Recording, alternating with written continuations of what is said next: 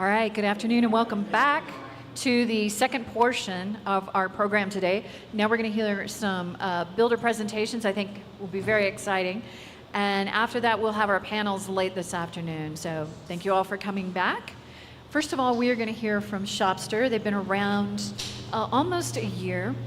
Very innovative, and it's a service I think that a lot of businesses, a lot of investors should be considering, because what they've put together is pretty interesting. And we're going to hear from Christian. Are you almost ready? Yeah, almost. Okay, I need to give him a few more minutes. There was something I was going to announce. So we've got some people here, obviously from Mexico City in Mexico, obviously some Texans. There's a gentleman here from Colombia. Anybody else from further away? No? I thought it was going to be more exciting than that.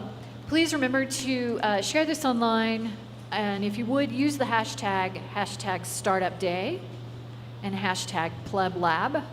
That is singular. Sometimes people talk about us as PlebLabs, maybe one day. But right now it's PlebLab, the PlebLab. One other thing that I will announce while we're waiting is something called the Bitcoin Editors. We just launched it in the summer. It still needs some development. But if you would, go ahead and follow on Twitter, the Bitcoin Editors, plural. And that is for any of you who might be interested in writing a book. There are a lot of people, when they get into Bitcoin, feel like, oh, I want to share this with the world. I want to write a book about Bitcoin. But I think we're also entering an era now where somebody like Johnny Ochoa might want to write about the heritage that influences how he prepares his food and so on. Or somebody else that's interested in health, or I sew, maybe I write a sewing book. I just happen to be a Bitcoiner. So our service is to help you work with somebody who gets your mindset. Because yes, there's plenty of editors out there, but they might not understand the sound money mindset and how it influences your outlook on whatever you're wanting to present. So if you're interested in writing, or you know someone who is, get in touch. The Bitcoin Editors. On Twitter, we also have a website, but needs a little work. So thanks for that. Christian, right. Are you ready? Yep. It looks like you are, so take Alrighty. it away. Shopster. All right. Yeah. All right. Hello, everyone. I'm Christian, or Calvadev, however you want to call me. I'm building Shopster, which is a peer-to-peer marketplace for Bitcoin commerce. So just a little bit about the team. So yeah, I'm CEO, and this is Thomas, the CTO. So we've been working on Shopster for a little bit under a year, and we're basically a year out of college. So as soon as we graduated college, we got our job, started working on it, and we just decided to go full force with it. Thanks to PlebLab and the top builder competition, we really picked up development a lot, and we've accomplished. We're proud of what we've accomplished in the whole year, especially with only me being the only one who's full time. Also, contributors have also been Eric Yan, who's helped us with gathering metrics for the data collection on the site, as well as Wellington, who was a Summer of Bitcoin participant, who's helped us integrate some new upcoming features that'll show up later on. So yeah, so just to lay the backdrop of exactly where we are, where it comes to marketplaces. So obviously, whenever getting set up, we have a very permissioned identity, which leads to silos.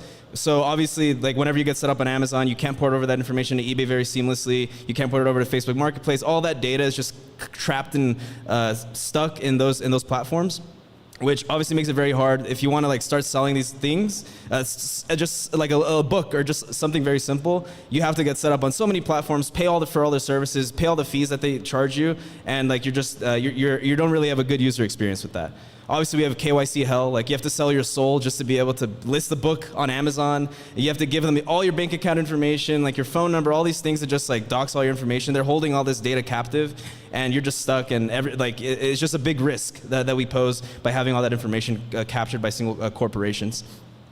Obviously, with these type of platforms, the inflated focus. What I mean by that is essentially that these platforms are more focused on capturing the entire world, more so than tailoring an experience towards local communities or local businesses, small businesses. They just want to make sure they have the best possible way of dominating the market and have no care how they do that, which obviously leads to basically causing users to maximize transaction volume at the user's expense. All they want is as much transactions as possible, even if the products that people are buying aren't actually valuable to them. If if any of the activity they're doing, as long as they can take a cut, that's what they want. And with these platforms, there's not really much of a focus on like a meat space, meaning like Facebook Marketplace is probably the best example of a meat space marketplace because you can meet up in person to verify and sell things, but like they're not really tailored in that direction. Like they don't focus on actually bringing people together, building a community around like a farmer's market, for example. That's one of the best examples of an actual meat space market. So one thing. Oh, it's this one actually. There we go. Yeah, so just to like broaden like the marketplace comparison a bit more. So you see that like Craigslist and Facebook Marketplace, they're relatively easy to access because you just like create a simple account, list an item, and it's just there. It's ready to be found. But obviously it's not decentralized because Facebook and Craigslist, they can just take down all the listings. You have no control over like what you can list. Like they censor like as much as they can, especially if it's like even if it's like illegal in a specific jurisdiction, but it's legal elsewhere, like they'll take it down. eBay and Amazon fall under a little bit harder to access, obviously because all the KYC requirements. They require a lot of information just to get started listing. And like some people, especially smaller merchants in like communities like Mexico, they just don't have the banking infrastructure to even get set up and to distribute their products online. Same thing goes with eBay. Requires a lot of information, and both of them are obviously not decentralized at all. Then there's BTC Pay Server, which is like a very good solution. It basically allows you to set up your own node. You have full control over your funds, over your marketplace, but there's no product discoverability. Essentially, in order to be able to sell your items, you have to like market on your own, and like it's just kind of hard to discover your listings unless someone already knows you and is sharing the content for you. And like we're trying to get somewhere in the target of like easy to access and decentralized. So Nostr, which if you aren't familiar, is essentially, I like to think of it as a decentralized publishing protocol and as not necessarily a social media protocol.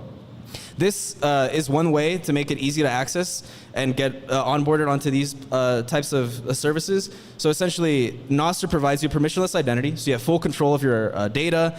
You can migrate to any other clients. So say there's like for example, the social media clients. There's Damus, Amethyst, Primal, so on and so forth.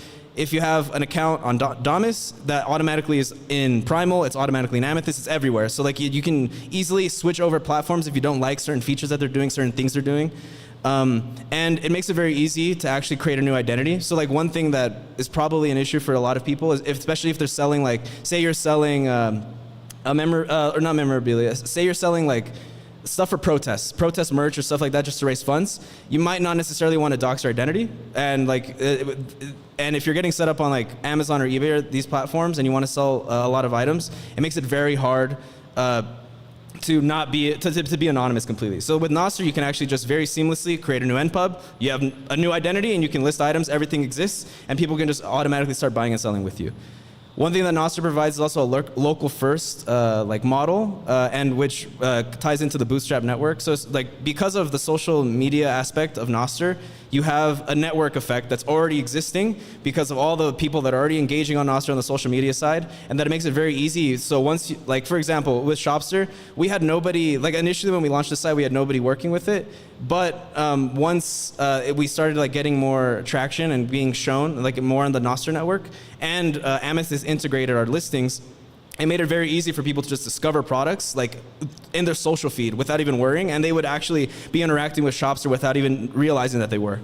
And that's one of the things that comes into interoperability. Whenever you're working with Nostr, it actually makes it very, very, very easy to like essentially give your product some initial validation, because when you can create a client and automatically the data just exists for you. You can just pull it all in, it's displayed, and it seems as if it's very active. So like it kind of allows you to bootstrap that initial network of trust to make sure that people are like seeing like, okay, this is actually getting used, people are doing things on this, and it's a really like a cool new technology that's like been developing and being built out a lot.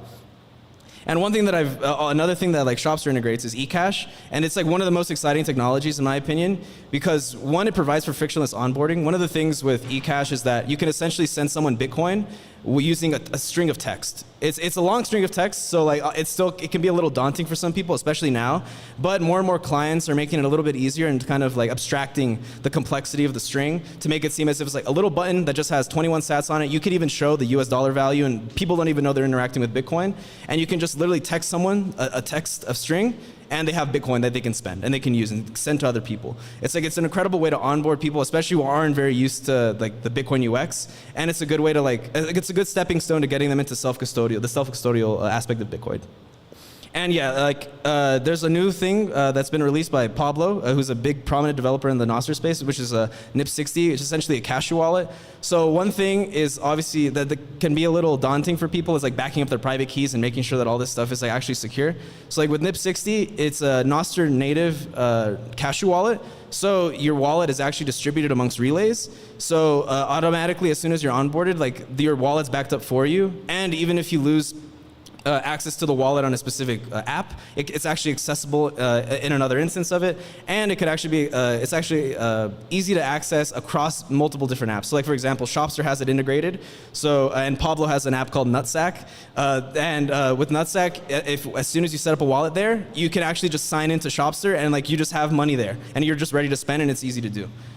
And one thing with eCash, I feel like is that like Callie once said this, who was the creator of eCash, is like basically the target demographic of eCash is grandmas selling mangoes on the side of the street. Like they want to make it as easy as possible for the grandmas to just receive Bitcoin without needing to actually have all the knowledge of how to use Bitcoin, how to interact with it, all the complexity of it. Because cash is just simply a string of text that you can send around and pay people with. It makes it very, very easy for them to get onboarded. And this is like one of the, and Alex Gleason has actually mentioned this as well. He said that the true marker of success is whenever your grandma starts using your product. So like this is like one way of making it very, very easy to actually get onboarded. Let's see. So Shopster essentially integrates both of these technologies to make it easy and set you free whenever transacting online. So you have a simple setup whenever you get on the site. You simply click a button, you have an account, and you're ready to go. You can set up your profile, do all these other things, set up a shop. It's Bitcoin only, so obviously we're focused on spreading the use of Bitcoin and like this decentralized money, not propagating the use of other altcoins and other cryptocurrencies, because Bitcoin is the one that actually has a chance of upending the system and making things, actually making things better. Through the use of Nostr, we also get a sovereign digital identity. Like, so say like Shopster starts, for example, we start restricting the listing of like drugs, right? Like, because like Nostr is a decentralized protocol, you can list anything you want. So like if we just decide, like, oh, you know what, we're gonna start censoring any drugs, we're gonna start censoring books on communism, whatever. If you don't like that, you could just simply take your Nostr account, sign into another client that's using like Plebeian Market, for example, sign into their client, and boom, like you have all your products, all your listings are there, and you're just like nothing happened to you. Like none of your listings got censored, no one can like stop the payment flow, and you're good to go. And obviously with eCash, another like very cool thing about it is that it's like completely anonymous. It's almost better than like coin joining. It's like the perfect privacy solution you can possibly have. And it's like Lightning interoperable, so like it's very easy to just swap in and out. With a click of a button, you can easily redeem the Lightning. You can easily redeem the eCash for a Lightning payment and not have to worry too much about like actually holding the eCash token itself. And one caveat, obviously, eCash is a custodial solution, so it's definitely something to consider, especially whenever like you're onboarding new people. You have to make the trade-off a little bit known in order for people to actually like be comfortable using it, but it is a very nice thing. Right, yeah, and for on the Shopster side, so like since launch, we've had over 5 million sats in total sales volume, and actually earlier this year, like at the startup day, at the top builder competition, we actually only had 1 million sats in transaction volume, so we 5x in like a few months, which has been really great. Yeah. And we've had over 750 listings made with 650 unique Nostr accounts signed in, and like the pace has been picking up a lot, and like especially with new features we're releasing, it's becoming a lot easier to get onboarded and start listing and selling. So one thing, especially in the Nostr space, that is really important is sustainability, and marketplaces I think are just the natural they're the natural next step when it comes to actually developing clients that are actually sustainable on their own without having to receive funding. So obviously you can collect fees on sales of transactions. Like Shopster, for example, we don't enforce a fee, but we actually give the user the option to donate the transaction fee that they like would otherwise pay. Like normally, they have the option to donate it or keep it themselves. And then you could have like featured listings, like essentially ads. Like the users could pay to get their listing featured on the homepage, and then you could even like have like ad distribution payments. So like users could, if they interact with an ad, you can actually distribute a few sats to them for interacting with it. So like ads, interesting new models you can potentially implement. Pay per listing, so that's like essentially like Craigslist. They charge you for like listing apartments, houses, stuff like that. Like you can charge a fee just to like list a specific item. You can get niche modes. Like for example, you could have Shopster could be focused specifically on getting Shopify-like stores implemented. PlebLab Market could be focused on making it just easy to have discoverability on your products. There's a lot of different things you can implement when it comes to marketplaces, like including prediction markets, like Polymarket, for example. That's a crypto one, so like let's not talk about that one. But like prediction markets, especially like with Bitcoin, like it makes it very easy to collect fees, because there's a lot of degenerates in the space, even in Bitcoin. So like it's a very good way of like actually pick up like economic activity on it. And then marketplaces also encourage circular economies. One thing that like we're focused on with Shopster is to actually make it easy for local communities to get set up and like just be able to start transacting amongst their peers very, very easily and actually start using Bitcoin in a seamless way. Like circular economies are probably the most important thing that we can be building in this space, because otherwise we're just going to be building within like the existing legacy system, and we got to have like the parallel economies like working within it. Reputation is one thing that's actually going to be coming soon to Shopster, so we're hoping to get reviews and orders done by like within the next like month or so. And it's one of the most important things to consider with Nostr, especially now. If you're on Nostr, you've been noticing all the spam that's been like being propagated on the protocol. And reputation now has been like the main focus of a lot of client developers. So, and you can actually have different ways of signaling reputation. So like social signaling is one form. So you essentially like, and this kind of helps solve like if I'm a new merchant and I have no one knows who I am and I can't share my products easily. If I join a group that's like specifically pertaining to eggs, then and if I got accepted into that group on Nostr, then you could very easily show like, okay, they're part of this egg group, so probably they actually have good quality eggs and like people are willing to purchase them. And then obviously reviews, normal reviews. And one thing that's great with reviews is that since Nostr is interoperable completely, the reviews will carry across every platform. So you don't have to like completely restart your identity. Like on Amazon, you have your Amazon reviews. On eBay, you have your eBay reviews. You can just simply have all your reputation already built up for you. And then there's value for value. Like marketplaces are the initial form of value for value. You literally pay someone to give them value, something that you find valuable. So just having actual proof of transaction volume and like people actually buying your things is obviously a good reputation signal. Localization. So one thing that we're focused on with Shopster is just trying to make it, as I mentioned, trying to make it easy for local communities to start getting onboarded. And if you are in a community and you're using this specific app, then and you're interacting with like say a farmer's market, that's probably like the target demo that we're trying to focus on for this specific thing.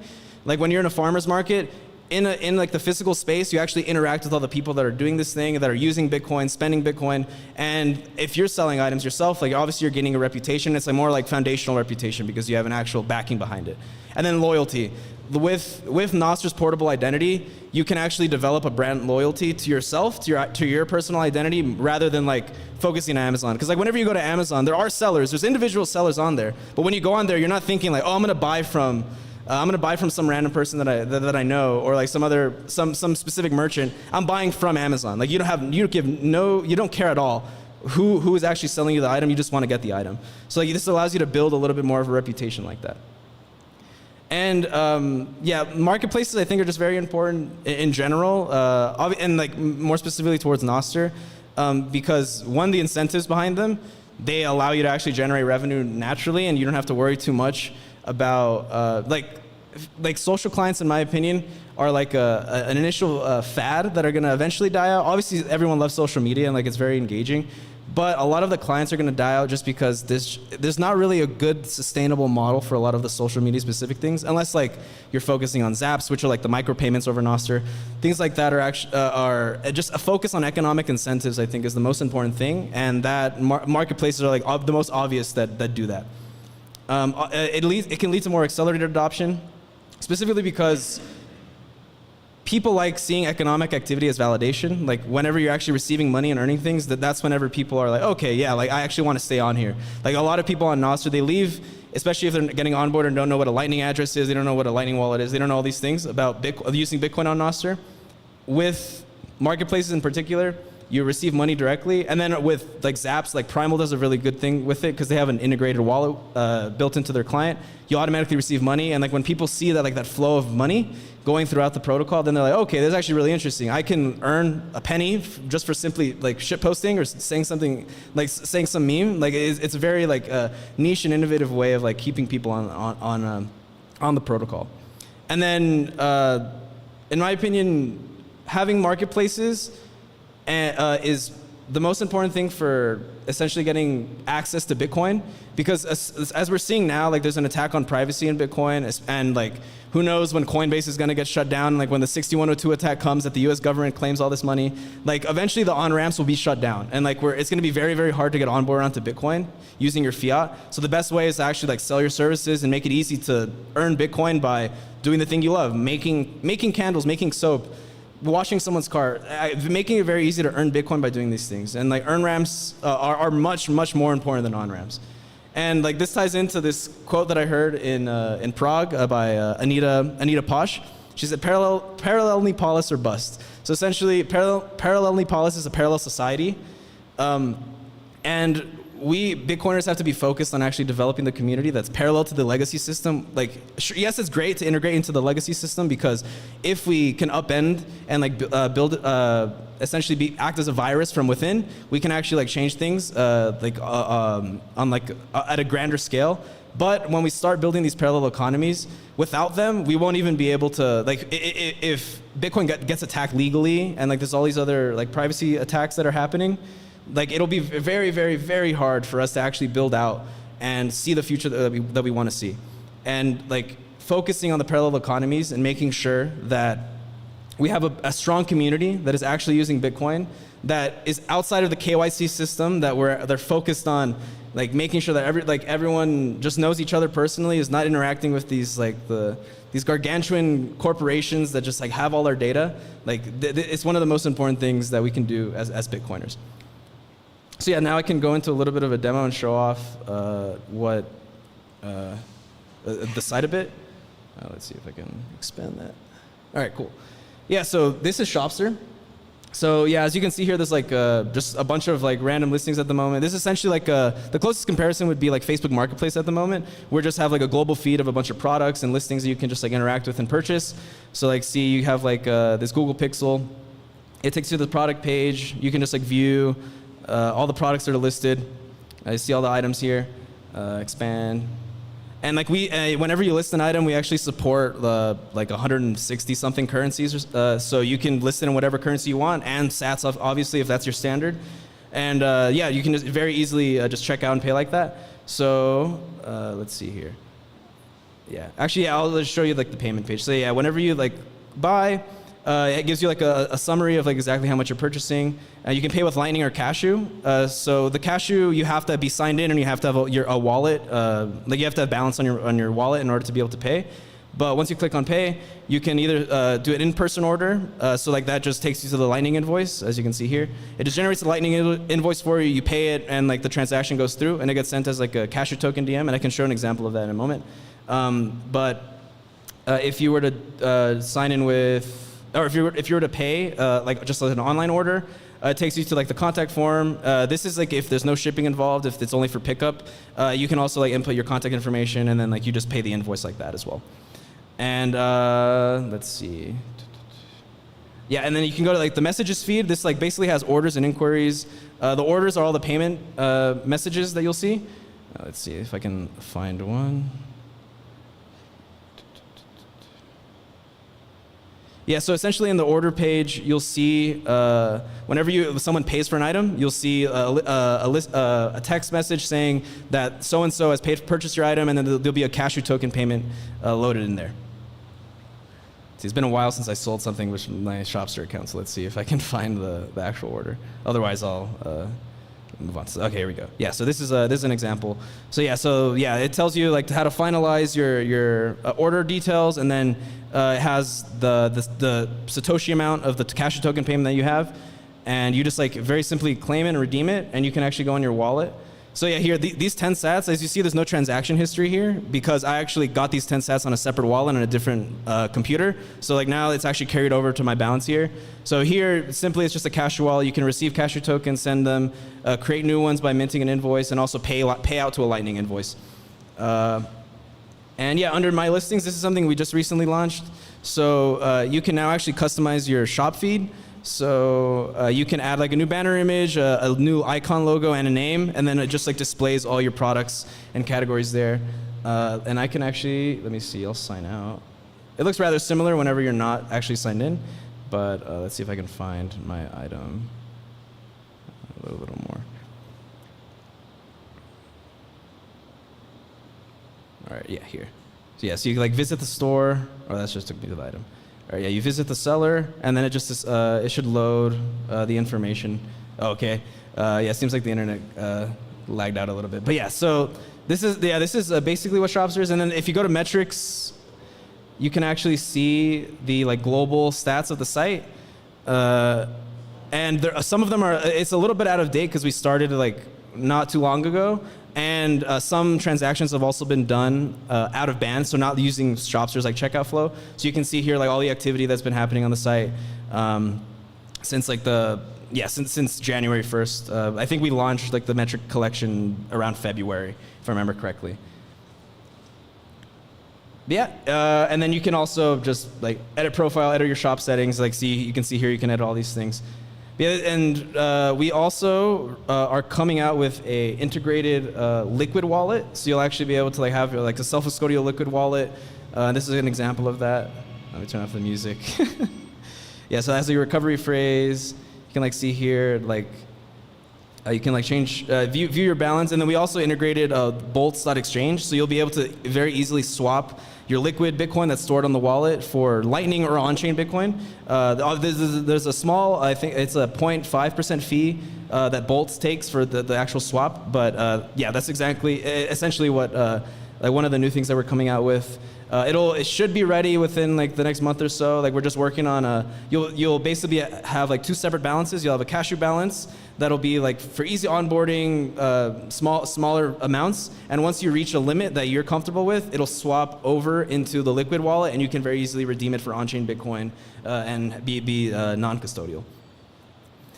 But yeah, that's essentially that's the presentation. If you want to reach out, you can email me at shopster@shopster.store. And big thanks to OpenSats because they're supporting me in working on this. Also, big thanks to Sovereign Engineering in Madeira. They've been very helpful in like getting a lot of ideas and like building new things out. I'm very excited for the coming months because there's a lot of stuff planned in the pipeline. But since it's mainly me working full time, it's going to take some time, but it'll get there. And then obviously big thanks to PlebLab for like allowing me to be here and like supporting me through like Top Builder. It's been a great experience since then. Yeah, thank you.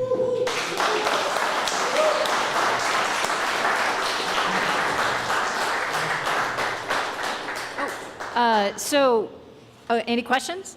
I have a question. One question? Do you have a mic? Yeah, I do have a mic. Can you hear me? Check, check. Awesome progress since Top Builder. I remember seeing you guys. Thank you. And, I mean, phenomenal. It looks beautiful. I'm curious on your sellers. How many are choosing, to donate something to you? Do you leave it to them? Do you give them an option that's comparable to fees? How's that going? Yeah, so essentially, once you're on like the payment redemption screen, like I showed in the messages, you have the Cash token payment, and when you click on it, it redeems to your Lightning address, and it then pops up and says like, I think the fee is roughly 1 to 2%. I think it varies because it's essentially based off of Cashew. So like whenever you redeem, you have to have like a reserve of around 1 to 2%, and then whatever's actually left over, they can choose to donate that to us. So it just says like, would you like to donate 100 sats to us? And we've seen actually majority of sellers the majority of transactions, they've actually donated the money to us. So like we haven't made a lot of money from it, like because especially since it's just donation based and there's not too much activity on it, but we've made around like $100 or something like that from it, and like that's off of the few thousand that we've like made on the sales. So yeah, it's interesting. Obviously, like we just don't want to. We want to make it we're trying to find the right balance of optionality for the user and not just like forcing like, we don't want to be the middleman again. We don't want to just recreate Amazon and like do all this thing again. Yeah. Yeah, my wife does eBay, and I've been telling her about this, and I'm going to definitely be showing her this. Yeah, So yeah, it's definitely, amazing. yeah. Any other questions? All right, thank you so much. Awesome, thank you.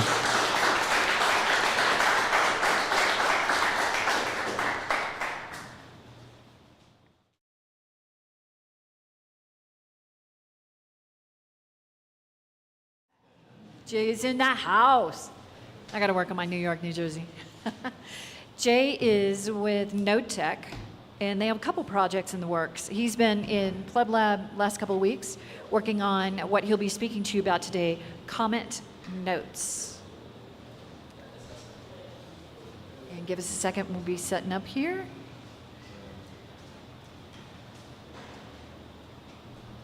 Everybody enjoy lunch? All right. Well, there'll be more this evening.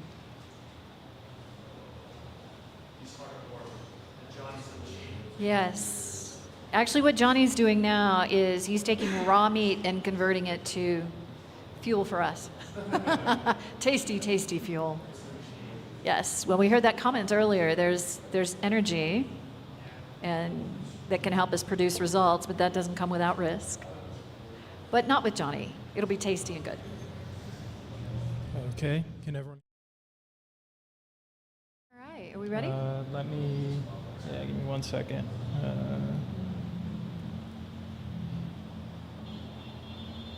Just gotta start the screen recording. Okay. We good? Okay. As you can see, as I mentioned, just to reemphasize, Jay is with Node Tech, and they've got several projects, but the one today is Comment Notes. Thanks, Jay. Yep. So, hey everyone, I'm Jay from Node Tech, and I'm going to be discussing and demoing some of the projects that me and my brothers have been working on, which includes Comment Notes, and this is the first alpha release of Comment Notes. So if something breaks or if it doesn't work, just bear with me. And then we also have Note Stack, Relay Wizard, and Relay Runner, and I'm going to be using these notes throughout the presentation. And then all the notebooks that I'm going to be using, if you go to NoteStack, which is our other project over here. So if you go over here to NoteStack, so it'd be notestack.com, and then if you put in our NPub, I don't know how well you'll be able to see it, but if you were to put that in, then you could pull down all of the notebooks that I'm going to be going through. So up here, we just have our different contact information, NPub, if you want to reach out, or GitHub, email, PGP, and then down here, we just have our personal NPubs and then our GitHub links. So,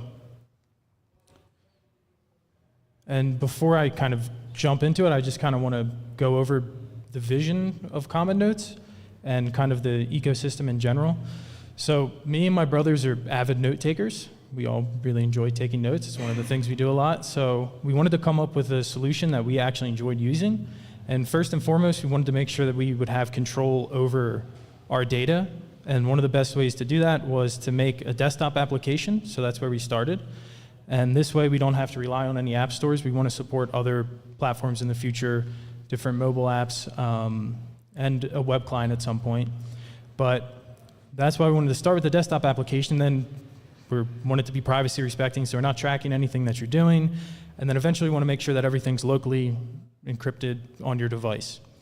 And then we also want to incorporate syncing, so this way you can sync the notes between your different devices.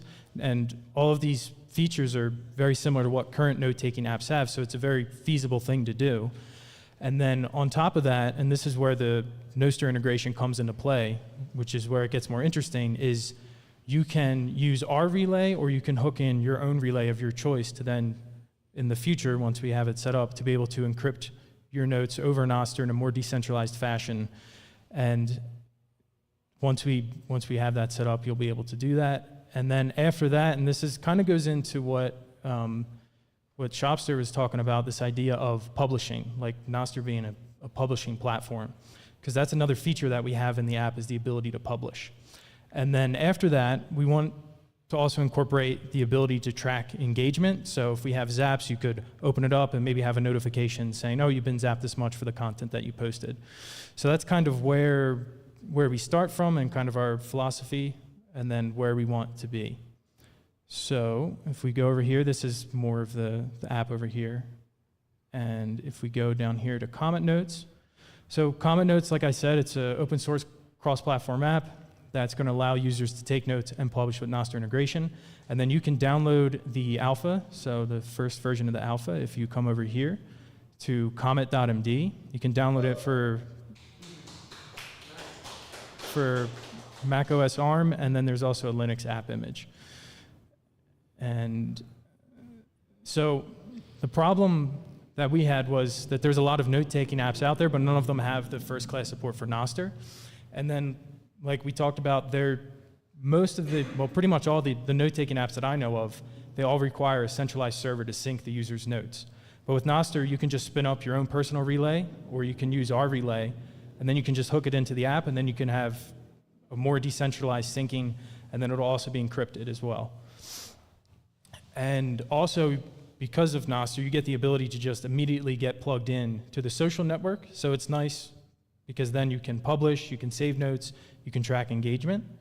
And the target audience who we're kind of going after is just users that use existing note-taking apps and sites that want a familiar UI UX. So you can kind of see here, if you ever used Apple Notes, it's a very similar feel to that, because we don't want to overload the user right away with a bunch of different features and all these other things. We kind of want them to just be able to open up the app and use it like any other note-taking app, because even though Nostr for us is not that difficult to use, but for other people, the idea of what is a private key, what is a public key, it can kind of throw them off.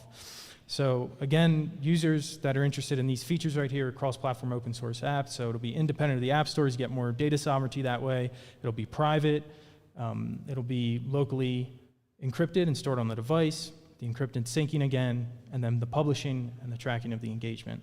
So the tech stack that we're using Wales, and Wales is basically a framework to just build cross-platform desktop applications, and it's an alternative to Electron, and then it's written in Go. And then the notes that are stored locally, we just use a SQLite database.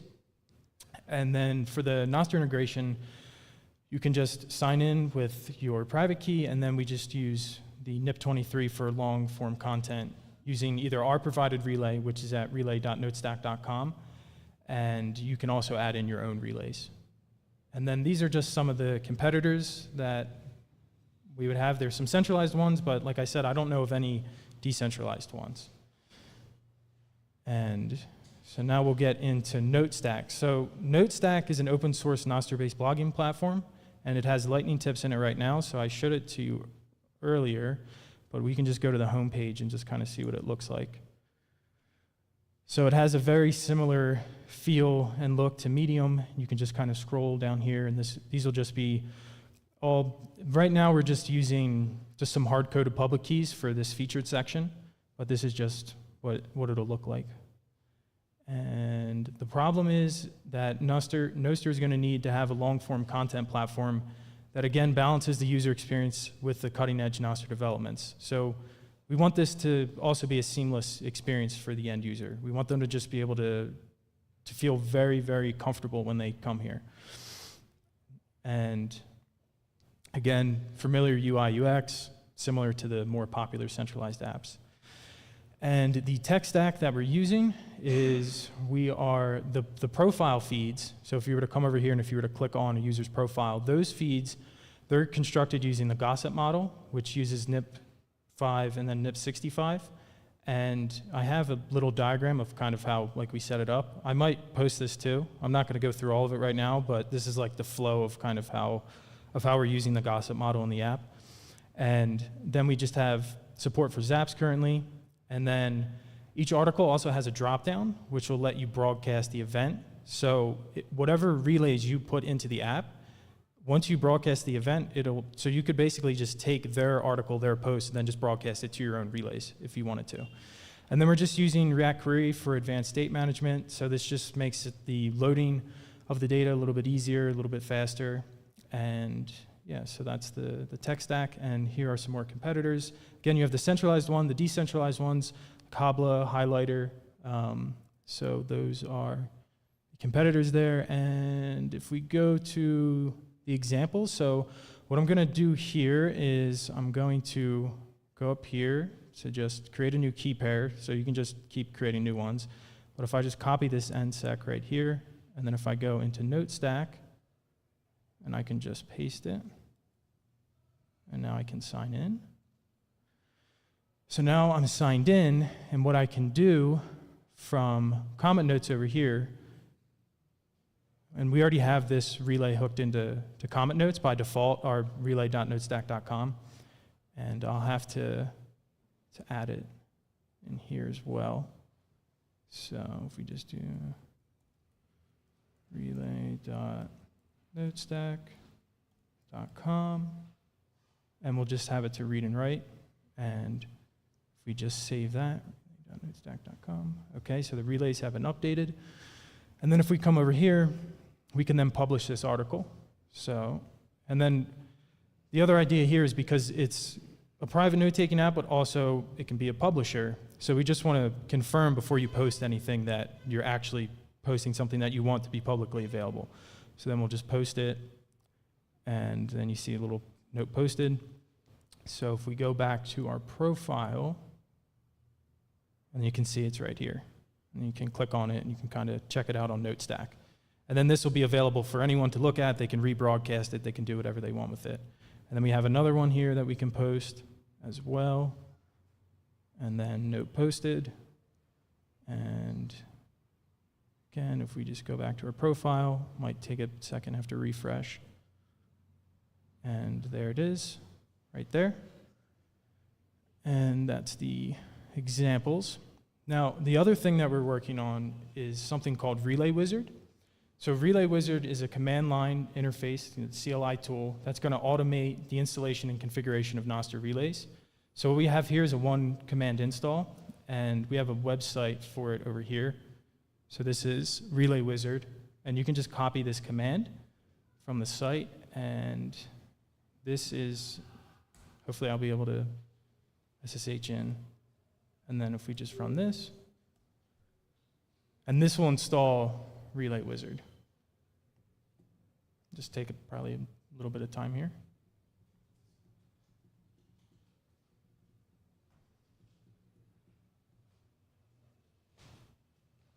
Okay, still loading. So while that's loading, I can just go back over here and just talk about it a little bit. So what Relay Wizard allows you to do is it allows the user to choose from different relay implementations depending on their specific needs. So we have 3 different implementations in there right now. We have Catru Pyramid, Stir Fry, Catru 29, and we plan to add more in the future. And let's see if it finished loading. It might. Okay, there it goes. Okay, so welcome to Relay Wizard. You can install and manage your relays with ease. So I'm just going to talk about what it does for you and the setup that it goes through. So it'll basically do these 6 steps right now. So it's going to install any necessary dependencies that you need. It'll set up a firewall, configure Nginx. You'll obtain a TLS certificate, and it'll install the relay software for whatever implementation you want, and then it'll set up a systemd service for your relay. And the main goal of this is just to make deploying Nostr relays quick and effortless, and anyone that has minimal technical experience, they should be able to do it. So if we come back over here, let me just double check, because I just want to make sure. Okay.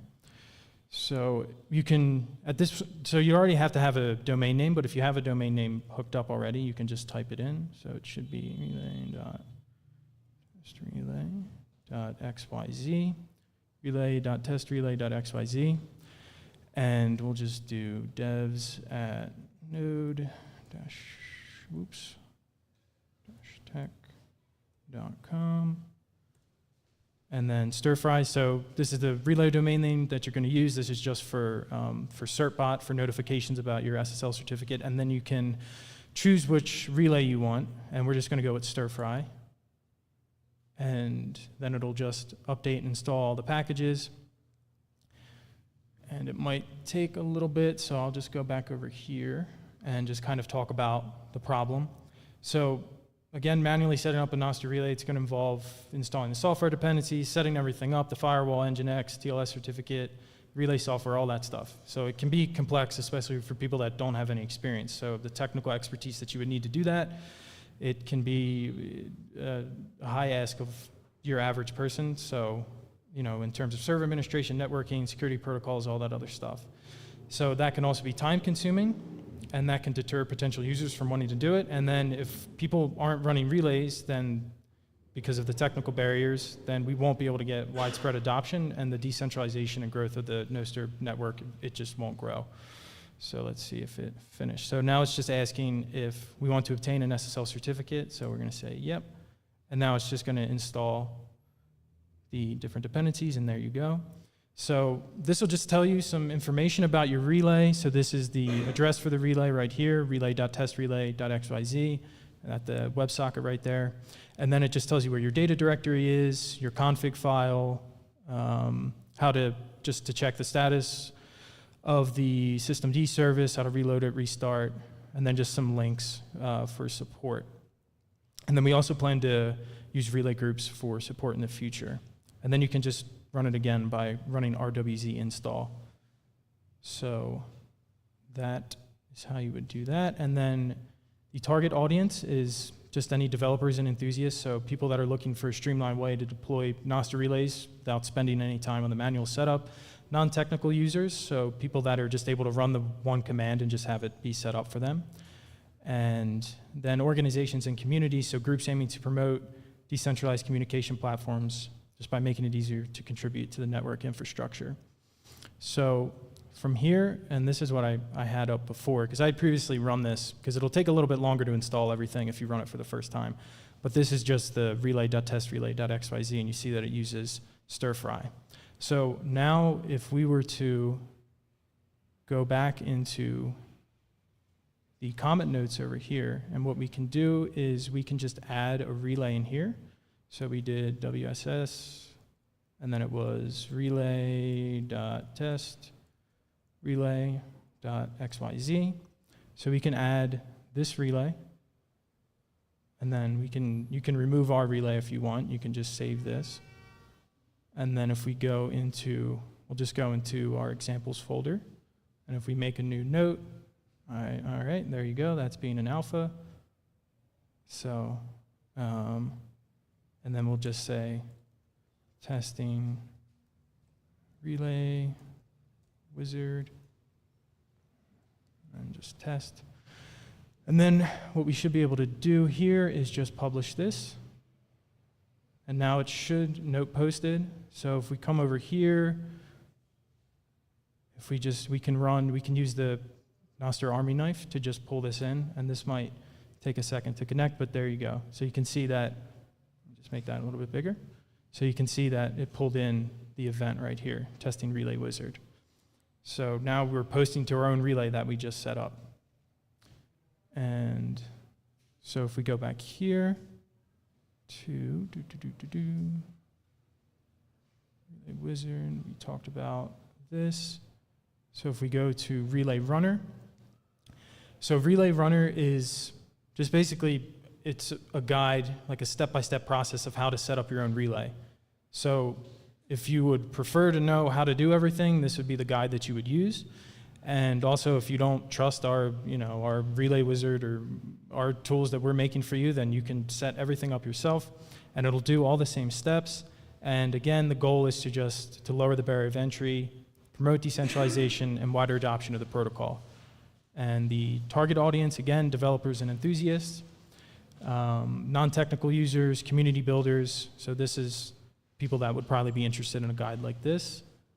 And then the problem, again, is just the complexity of doing it. So if you were to just go to the GitHub and try to run all the commands yourself, it can be more time-consuming, it can be more difficult, more frustrating. So the idea is just to make it easier for them, and then just to make it more accessible for everyone. And then again, without something like Relay Runner, Relay Wizard, there's going to be a growth limitation for the people just to be able to use Nostr in a more decentralized way. So that's Relay Runner. And let me see over here.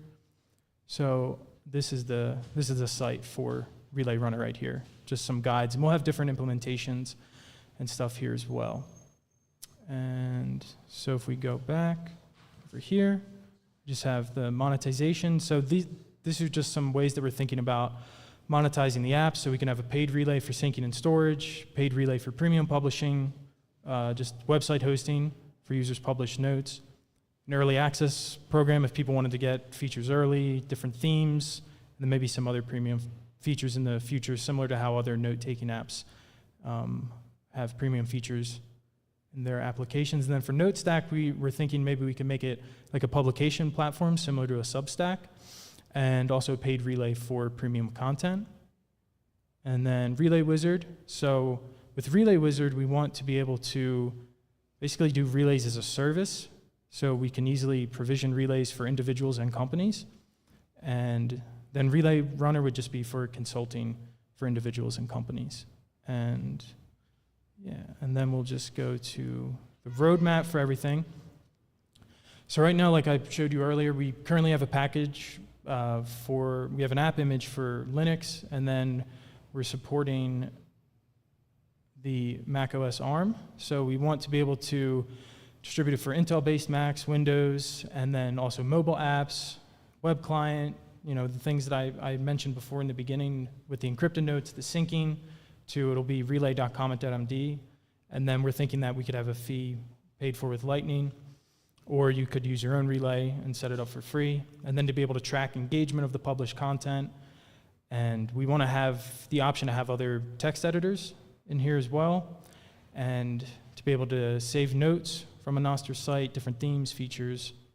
And then NoteStack, we want to have, again, another rich text editor that supports Markdown and maybe some Nostr extensions in there, and potentially create a Nostr-flavored Markdown, and we'll see how far we can get with that.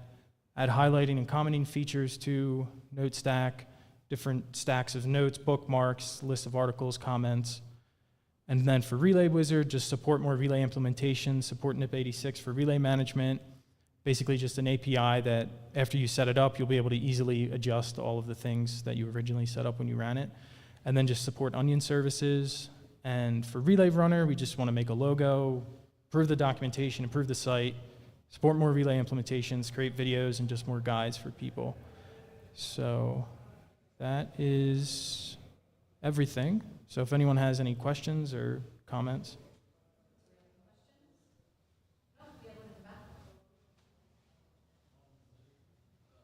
How modular is the customization of the relay? Could you blacklist and whitelist different event kinds and all that stuff, or? So we haven't gotten to that point yet. Okay. But that would be something that would be very interesting to do in the future.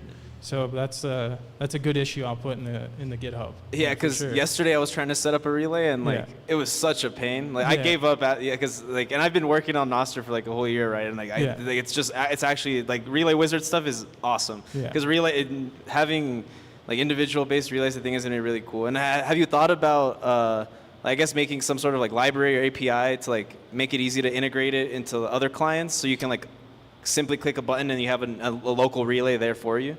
Yeah, so we wanted to do sort of an admin console, kind of like a GUI that someone could use for it. So we were going to do that. We don't know if we're going to put that into the Relay Wizard project or have that be a separate project. But yeah, we would like to have a GUI, a simple API that people could just hook into their different applications and stuff. So that would also be on the roadmap for sure. Awesome. Yeah, that'll be really cool. Yeah. Thanks. Any other questions?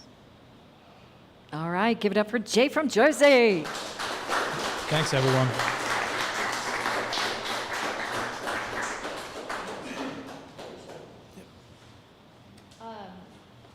Next up, we have a resident of PlebLab. He's there almost every single day, I think. Pretty much, very dedicated. Good work ethic, but that probably goes back to his athletic background, being very precise, and he takes that kind of character into working on Cascader. Some of you know him online as Uncle Jim, and he wanted me to emphasize, he is the CEO and founder of Cascader, but he wanted me to also mention that if you're not familiar, you will be in a minute, Cascader operates kind of at the intersection of lightning and AI. And part of what they've been building towards, or what he'll be explaining today, includes how they're offering, how their service is going to be helpful for B2B services, and also be meaningful and useful for solo builders. So if you're a solo builder, listen up. This is Jim with Cascader.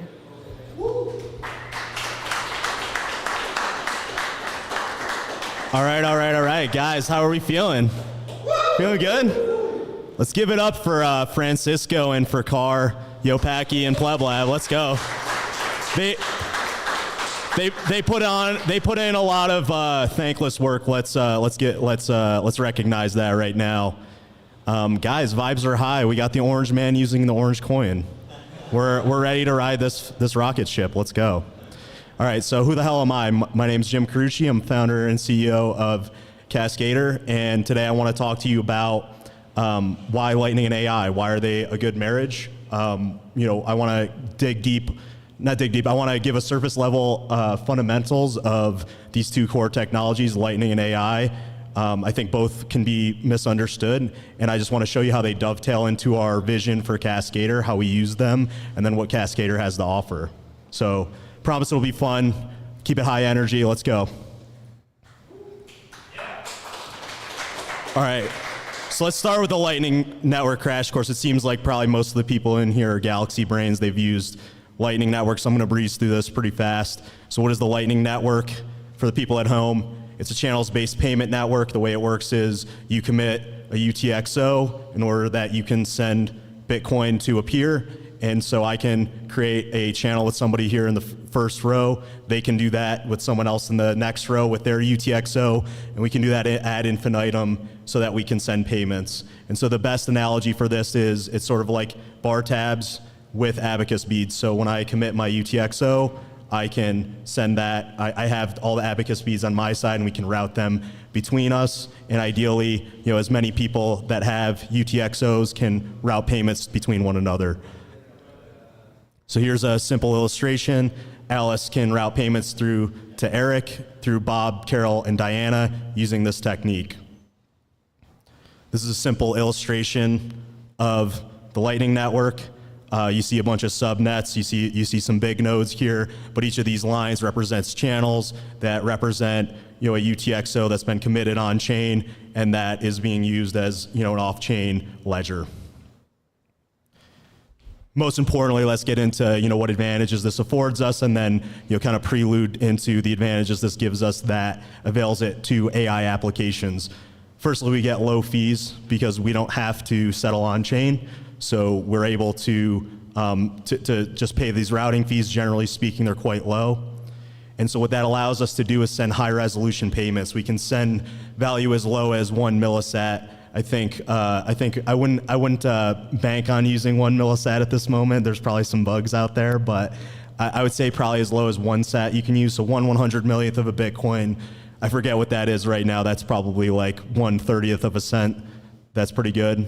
So you get high resolution payments, you get instant cryptographically provable payments, and with that, because you don't have to wait for the 10-minute block time, so you just have to send a message, and however long that takes to transmit is how long the transaction takes. And then what that also gives you is privacy, because you have the cryptographic proof of payment. You don't need to provide your identity, so that gives you superb privacy, especially in the context of Bolt 11 invoices. All you need is the pre-image, which is like a proof of payment. Okay, so let's shift gears. Let's get into an AI crash course. So I think AI is a buzzword. It's kind of misunderstood. It's overly mystified, so let's demystify it here.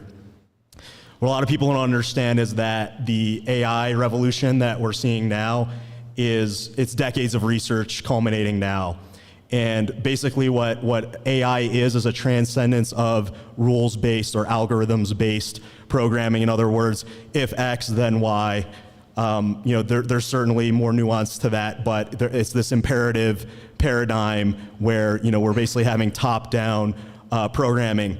And that's excellent. We can send people to the moon. We can manage complex industrial processes with that type of technology, but it's quite limited in a couple ways. Firstly, it's not great at language.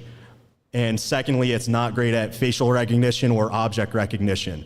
These are two things that we take for granted as humans because they come naturally to us. We've evolved to do these things. We lived in tribes. We need to be able to communicate effectively. We need to be able to recognize people in our tribe. So they come quite naturally to us, but that's machinery that has evolved over millions of years, and that's something that actually takes quite a bit of rigor and effort to solve on a computer science level. And so what the result is with this imperative-based programming, you can't, these two big applications are limited, and you get brittle, inflexible applications. The big innovation with AI is the application of neural networks, big data, and LLMs in order to transcend these limitations. So when I say LLM, what do I mean? It's a large language model. Breakthroughs in techniques and also just mass scale infra, being able to imbibe the entire corpus of data on the internet has given us machines that are good at understanding human language. And that's been exceptionally impactful. We've seen sort of at the second half of 2022, we've seen this big boom in AI, and a lot of people, even attributing sentience to these chat bots that are quite sophisticated, quite flexible, and have the ability to solve a lot of open-ended problems. But truthfully, they're just autocorrect on steroids. They've been trained on the entire internet, and they're just predicting what the next word is. So I'd like to just kind of demystify some of the fundamentals in this, in LLMs as an exercise. Let's start with a very simple example with a neural net. So this is optical character recognition, OCR. This has been around for a long time. So the goal is to get from this handwritten character on the left, the number 9, to the deterministic assignment of 0 through 9 on the right-hand side, right? And so we have these many layers in between. This neural network is essentially a biomimicry application that mimics what happens in humans, animals, brains. These middle layers are called hidden layers, and you can kind of see the evolution of the output as sort of like a pipeline as we move from left to right. If you look at so you look at the first layer, that's obviously the handwritten character. If you look at the second layer, you can see the neural net is kind of breaking it down into subsections in the pixels in the pixel map. If you look at the next layer, you can kind of see that it's actually the strokes that it would take to write this character. You have a circle and a slash to make the 9, right? And then lastly, it's assigning probabilities and weightings and systems of equations to say, okay, if I have a circle and a slash and that's it, then most likely it's the number 9. So this principle is applied at scale with a lot of different applications. So if we abstract this concept, this ability to apply this black box of systems of equations to inputs in order to get to an output, we can get things like being able to identify the subject of a photograph in the top one, that's a coffee mug. Being able to identify the subject of a corpus of text that's written in Victorian language. You can apply this principle broadly to all different kinds of media, from audio, video, image, and just text, and interconnect them with these systems of equations that are well trained that are created with well-trained neural nets. So another aspect I want to cover is this idea of vectorization. So one of the big outcomes of transformers like ChatGPT is the ability to vectorize language itself, the meaning of language itself, into mathematical representations such that we can do algebra on them. This really simple example illustrates, somewhat morbid example, if we do Hitler plus Italy minus Germany, that's generally speaking close to Mussolini. This process is essential in allowing chatbots such as ChatGPT to be able to take inputs with a wide range of possibilities of different vernacular, even different languages, distill them to a I'll call it semantic valence, or a mathematical representation of meaning, and then actually act upon them in a coherent way. So in practice, how that works is it will take in the prompt, it will actually essentially act like autocorrect. So how many people here have used autocorrect on their phone? So the way autocorrect works is it's trying to predict the next word that you say, and generally speaking, it's pretty crappy, right, on your phone. It doesn't have a lot of parameters, and that's the reason why. Now imagine if you had a supercomputer running, and it could, take into account everything you've ever said and anything anyone on the internet's ever said. That's the equivalent of what the LLM is doing. It's able to predict the next word, and it's just taking a probabilistic, distribution on what the next word will be. And that is how it comes up with its response. And generally speaking, at scale, this bottom-up system can result in really useful outputs that actually have meaningful impact.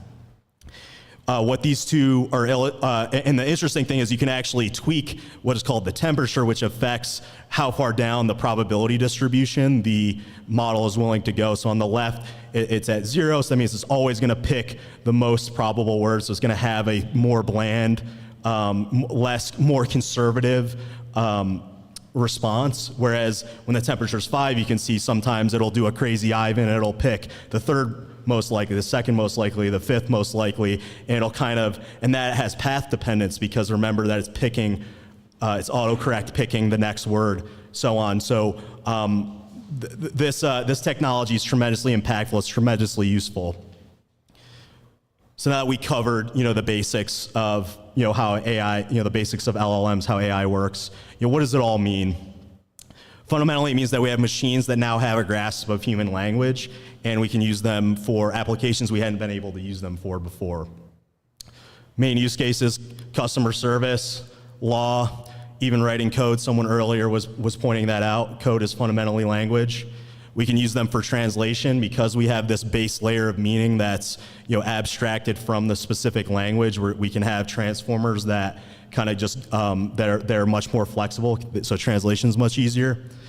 And then there's also more dark applications like surveillance and psyops. But all in all, I think that in our thesis at Cascader is that this is a tremendous opportunity for productivity. There's all of these applications have the ability to automate. Human applications help you get more done faster, and that's really the key to building wealth for all human civilizations. All right, so we covered the lighter side of AI. Let's kind of cover the dark side, and then how that informs our missions at Cascader. So as I see it, there are really 3 main problems. The first is privacy. So the fact that we're leaking data all the time, and that we have automated systems that can analyze that data, that poses a tremendous threat to privacy. So I know the previous presentation was very focused on privacy. Being very conscious of what you're putting out there is critical. We have centralization risk. We can already see a lot of people trying to play the lobby game, trying to do regulatory capture and make it so that only certain people have access to these models. I think it's critical that we decentralize these models, and that's a part of our mission here. Last but not least, there's anti-social ends. The ability to manipulate and harm people is much more potent now that we have these very flexible automated systems. So it's imperative that we act with the utmost ethical integrity. At Cascader, we believe that Bitcoin is a major tool in helping solve these problems and ensure that Bitcoiners and liberty-minded individuals are both well-informed and well-equipped for this new future where AI is coming. AI is coming, there's nothing we can do about it, and the best we can do is take control and understand these systems on a deep level, which is why I took the time to belabor these points and teach you about what I know about AI. All right, I'd like to share with you Cascader's mission statement. Our mission is to use AI and Bitcoin to empower the individual, to help the user get the most out of the productivity gains from AI, and to enrich their lives while preserving their privacy and respecting their beliefs, wishes, and sovereignty. Furthermore, we want to empower a decentralized network of innovators to create value in the AI space and earn accordingly. All right, so that sounded really high and mighty. What the hell does that mean? What am I actually going to do about it? What are me and my team going to do about it? In its current implementation, Cascader is a tool that allows you to take a request, pay over Bitcoin Lightning, use AI services, and get your work product quickly. So here we have a few examples. We have a ChatGPT proxy, so you're able to pay over the Lightning Network using Bolt 11, super privacy, those stay private. Likewise, we have a text-to-image generation service, and we also have an RSS agent that is capable of pulling in any podcast, summarizing it, pulling the top quotes, or even running your own custom prompt on it. So, let's dig into the advantages of using Cascade. Why did I go this route? What are the advantages available to us by using the Lightning Network? First and foremost, as I mentioned, there's privacy. Bolt 11 has superb Lightning sender privacy guarantees, so when we issue you service after you pay the Bolt 11 invoice, not only does ChatGPT not know your identity, we don't know your identity either, and that further protects your privacy. You can ask any question, no matter how crazy it may be, with assurances that that will stay private. As soon as you close the browser, that's it. Second is centralization. So we're laying the groundwork for decentralized network of innovators and supply chain to create innovative AI applications, uncensored AI applications, and also taking centralized platforms like Stripe out of the equation by using Bitcoin. Third, we have the economizing factor. So you pay by the call. You don't have to worry about topping up a $20 per month service, and thanks to the low fees on the Lightning Network, we're able to offer that at a profitable level. And last, and perhaps most underrated, and I think other people have discussed this with AI agents, because we have Lightning, we can deputize an AI system with a Lightning budget in order to combine tools in series to complete complex tasks. So I think someone earlier had a presentation like that. We at Cascader believe that LLMs are like steel beams. They're a foundation through which we can create wealth, much like how steel beams are a foundation through which we can create wealth in the form of skyscrapers, bridges, railroads, et cetera. In the Gilded Age, I think we're at a similar point with LLMs where these services will be combined with other modules. Cascader has 20 modules and counting, and we keep adding these and combining them in different ways to solve different challenges. So Cascader, I mentioned earlier, we have a B2C product that's currently available at cascader.xyz, but we also have B2B services that are available. So I just want to go through like a quick case study from our pilot B2B project. So a client came to us, they asked us to fill a request of being able to scan thousands of audio files and find mentions of relevant topics. And then they wanted us to help them proactively deliver alerts to their end users about the specific things that topics that they wanted alerts on, and also deliver summaries to them, so they don't have to analyze all these files at scale with human labor. The prospect expected this to take 4 weeks plus, and thanks to the Cascader modular approach, we had a lot of code that was ready to go, so it took us 4 days to turn this around. Our philosophy is stack users, stack modules, stack sats, and that paid off in a big way here. So if you're a business that really is interested to get into AI implementation, I'm going to have a QR code at the end with my calendar link. I'd encourage you to set up a call with us. Let's see how we can help you create wealth with AI. All right, next up, I want to get into a couple of the recent developments. So we have a new look for our site. So we have our old site here. This was a hackathon project that spiraled out of control. As you can see, I'm probably not the best front-end designer. And thanks to Oliver here, he helped us redesign our site. And now we're looking at this new one. Yeah.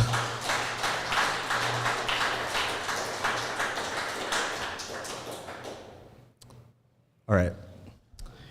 So new site, and then had a couple things in the pipe. So we've been on a tight weekly shipping schedule. We've kind of chilled out on that a little bit. Coming in Q4 in October, probably November, if not December, we're going to have 2 new products. These are going to be focused on our niche network of content creators, podcasters, and their needs. So we've gotten tons of, oh, my bad. I forgot to enlarge in it. Okay. So we've focused on, so we have 2 new products coming out in Q4 that will focus on our niche of content creators and podcasters and their needs. So keep an eye out for that. And I would say if you're kind of curious about this, if anything I said resonated with you, I would encourage you to sign up for Cascader Amber. That's our $9.99 a month unlimited plan. I don't know how much longer we're going to keep that going, but loyalty will be rewarded. You'll get access to these premium features. These features are going to be at least 5 to 10x the price of that, and you'll get a steep discount with that. You'll get early access to it. So especially if you're a podcast creator, if you're curious about AI, I'll have a QR code at the end to our premium features. I would highly encourage you to sign up for that if you care about privacy, if you care about sovereignty, if you want to get the most out of productivity tools. Encourage you to sign up. So that about does it for us. We're Cascader. We're pioneering AI and Bitcoin interoperability. We have these consumer applications, tools focused on content creators. We have Bitcoin payable APIs and services that are accessible from day one. Even if they're consumer applications, they're accessible from day one to businesses and to automated systems like AI agents. And we also have B2B implementation services. So if you're a solo builder, I encourage you to scan a solo builder or business. I encourage you to scan the QR code on the right, book a call with us. Let's see how we can help you use AI to enhance your business. And if you're just curious, if you're a tinker, I highly recommend going to cascader.xyz, play around, and consider upgrading to the $9.99 a month. You'll get access to our premium features. We're going to be shipping weekly. As Teresa mentioned, we're at the lab like every day, so we're going to be iterating fast. So hop on this deal while it still lasts. That's it. I'll open up to questions.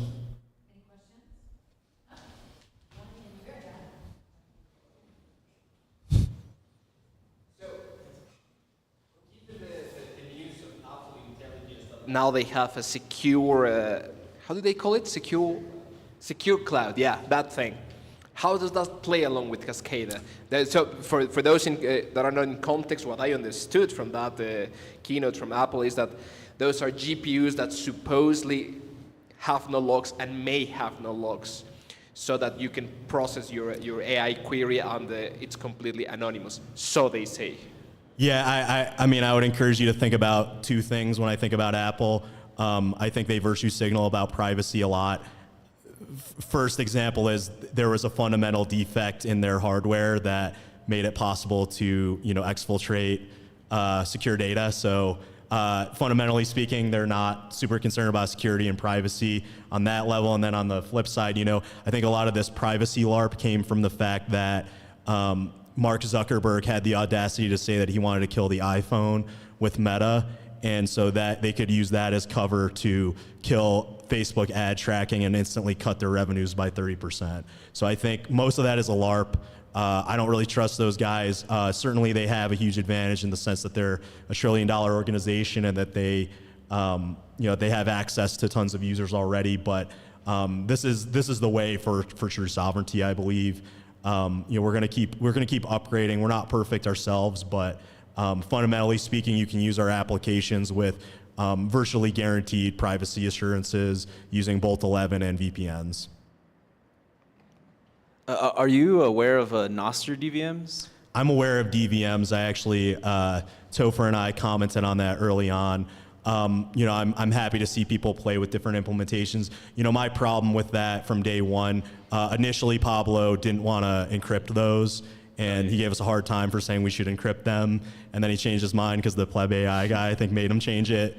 It's fine, but I think there's no reason to leak the metadata. There's no reason for anybody else in the world to know even what you're using or that you're using it. So I think from a privacy standpoint, it's better. I think there's certainly UX applications where it makes sense to use their model, and we could certainly avail ourselves of that.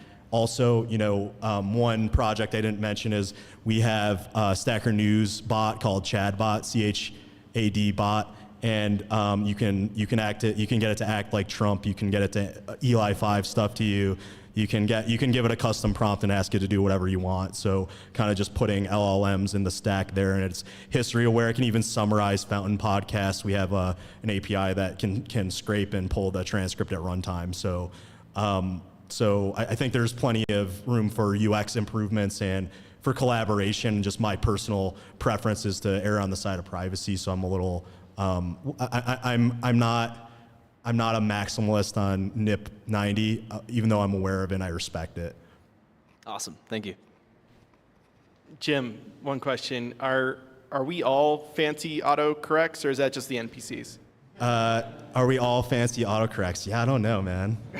I believe in God, so I don't know. I think there's a divine spirit in us. I don't buy that. Even if they are NPCs, they're just possessed by something else. You know? They don't have souls, so it's fine. Okay, that's my answer. Thank you. Okay. Do we have any other questions? If not, please give a round of applause to Jim.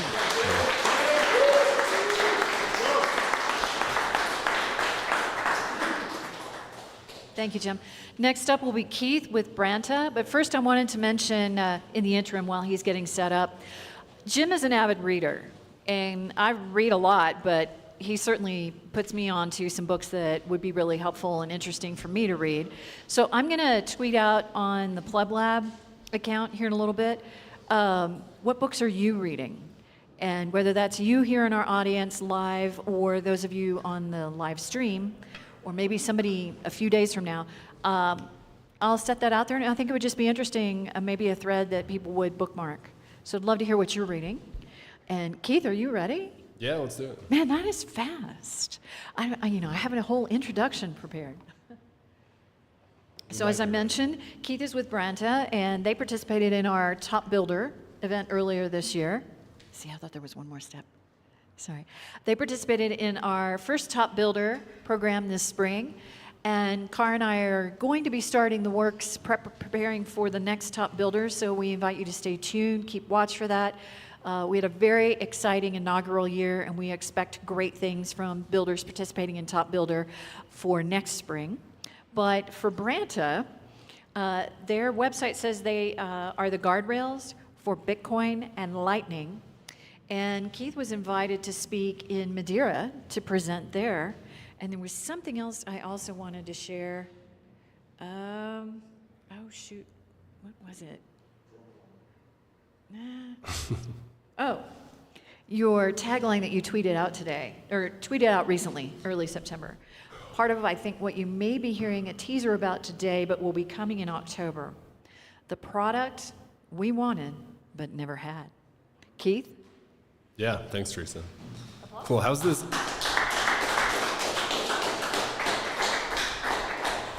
What's up, guys? How's everybody feeling? It's 4 o'clock? Yeah. Cool.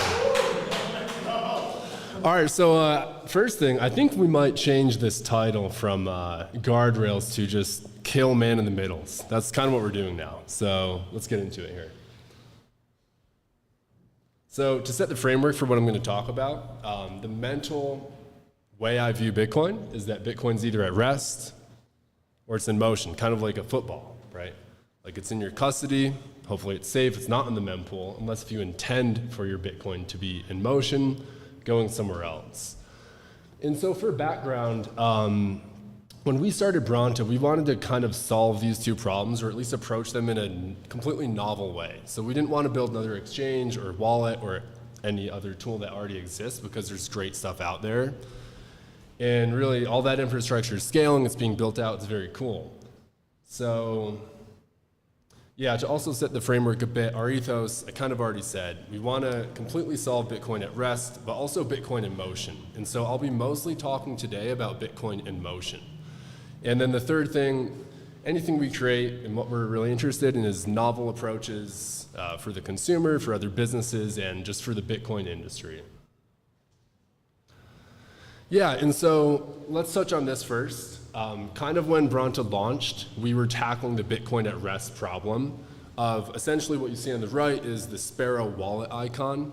There's two of them. One of them's real, one of them's not real. We were trying to solve this problem for people in an automated way, where you can essentially be dumb or not very tech savvy, and you can be guaranteed to be running the right Sparrow wallet or Blockstream wallet or any other software wallet.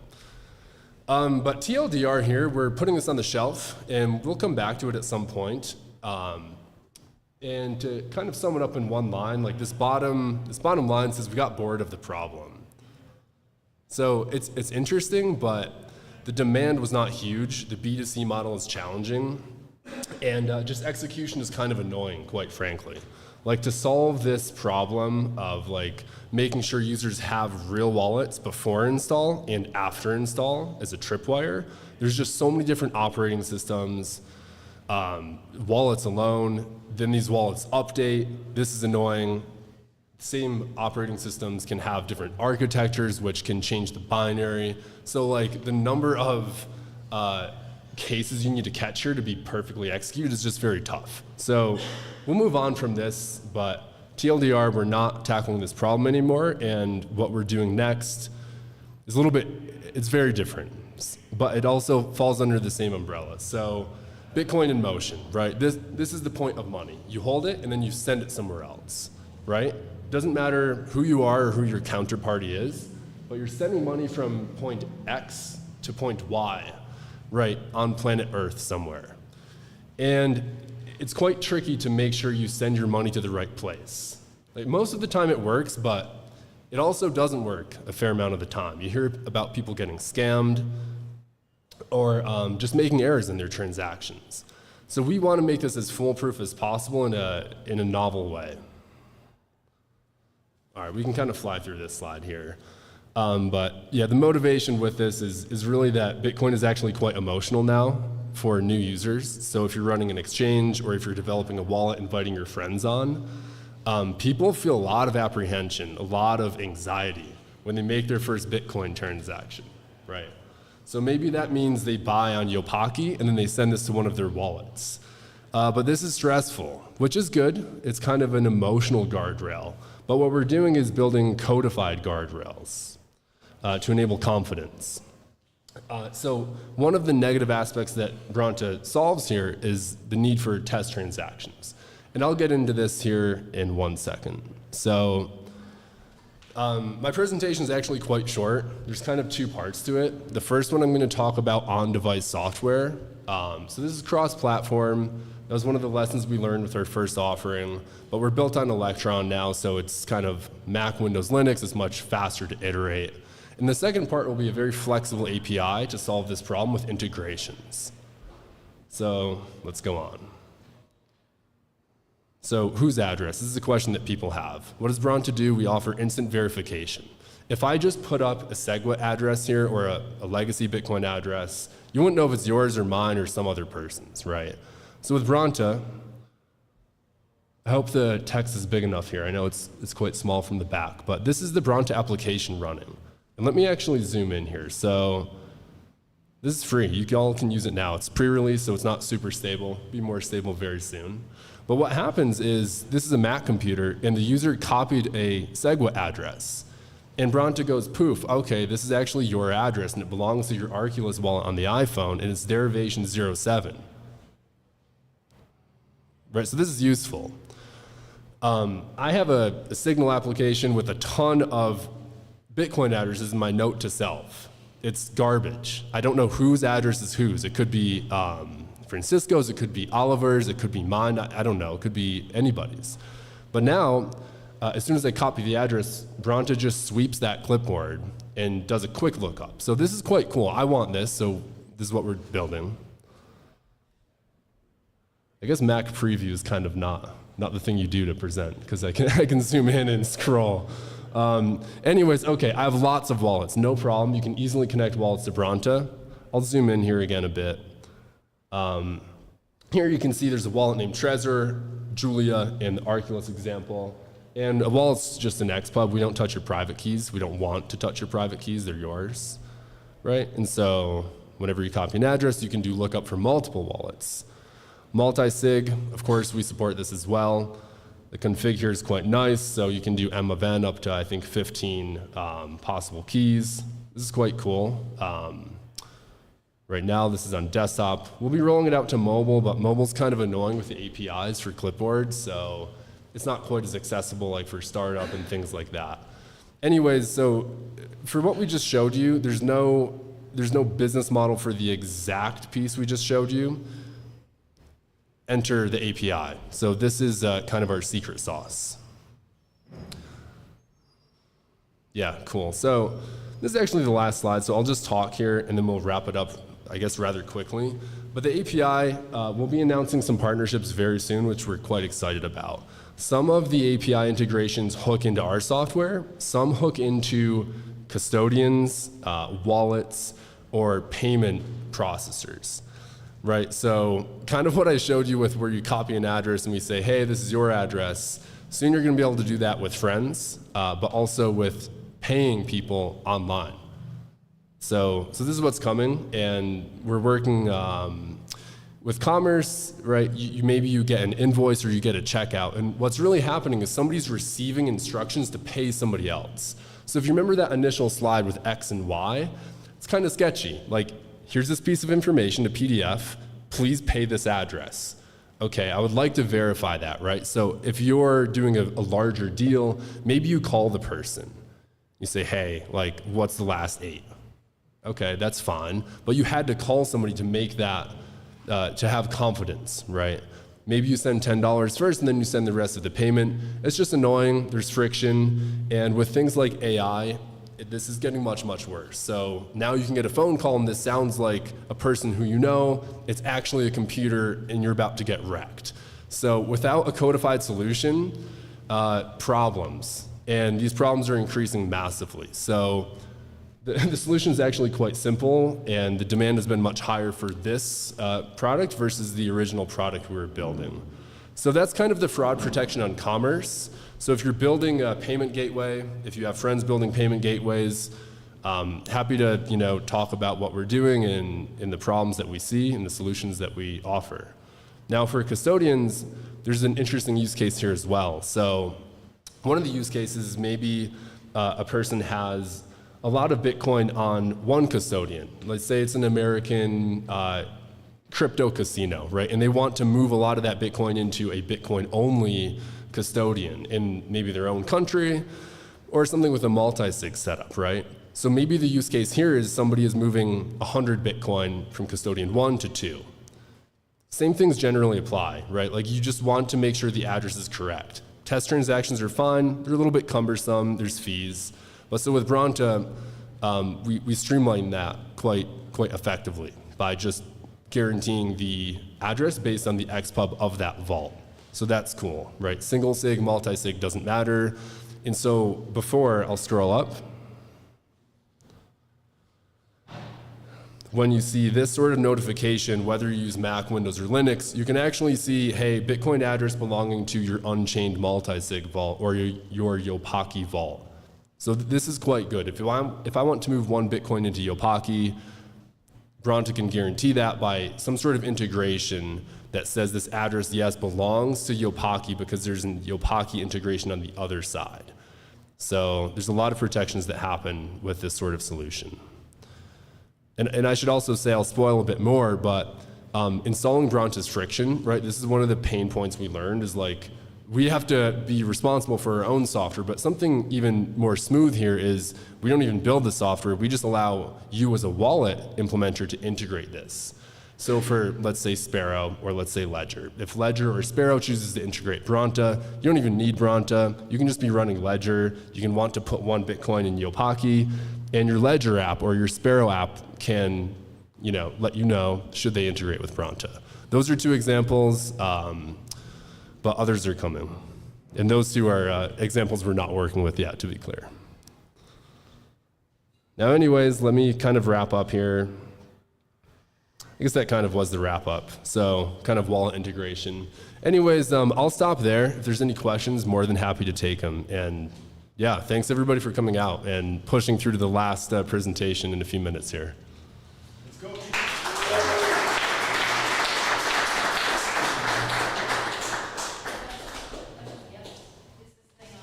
No, I think it is. On the commerce side, are you looking into like doing some like escrow system or anything like that? We're not looking at escrow for commerce. We're looking, there's kind of 2 tiers, right? So the one tier is that you're not getting man and middled on the client. That's bad, right? If you write an NPM package or a Chrome extension that just sweeps the DOM, you can swap the address. That's the first tier. The second tier is technical error on the server side. So if you are a payment provider and you are spinning up an invoice If you have a technical error and you show an internally consistent address to your system, but it's actually going to the wrong party, you've just finally settled to the wrong place. So that partners directly with the merchant. The first use case partners with the, I guess in your case would be Shopster. Yeah. Okay. Yeah. And then at the moment, I'm assuming you're focused on on-chain. Are you going to be doing like Lightning as well? Oh yeah. This is for L1 and Lightning. Yeah. Okay, So okay, Bitcoin on-chain and Lightning, both. Awesome. Yeah. Thanks for your questions. Do we have another question? Oh, gee. No, I thought it was really cool, especially like, I think it helps onboard non-coiners and people not, associated with the tech. It falls into the line of, I want to make something my grandma can push one button on and send Bitcoin. Like, that's really neat what you did. Yeah, I say mean, that. you could even open up with Bitcoin sucks. It's very nuts and bolts. I know we all love it, but like it's very hard to use. So there's so many improvements, and it needs to be for grandparents, children, and everybody, really. That's our vision. Yeah, thanks, guys.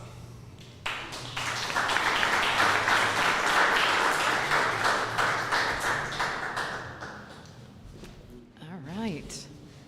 Here you go, bro. Am I still on? Yeah. I think I am. Okay, we've got one more presentation coming up from the guy in the bright turquoise shirt.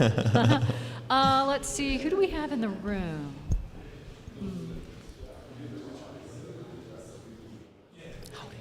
One thing I should mention on behalf of PlebLab, I love that. I know, it's nice seeing the logo on the big screen, huh? Yeah, it but looks really sexy. The juxtaposition and everything, I do branding and marketing, so I like it.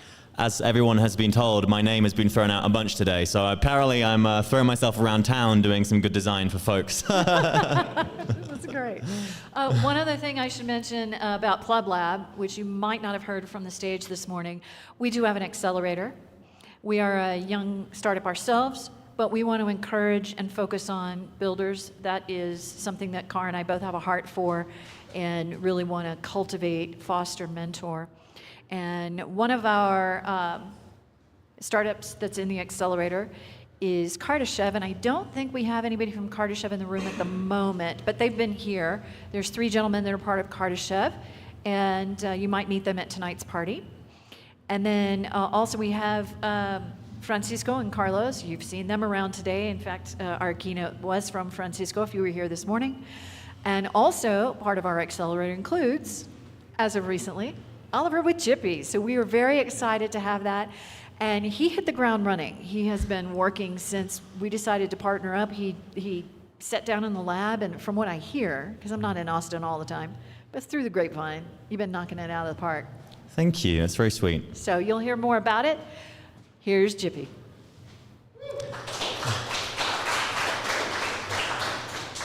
Hey everybody, it feels so good to be here in Startup Day with y'all.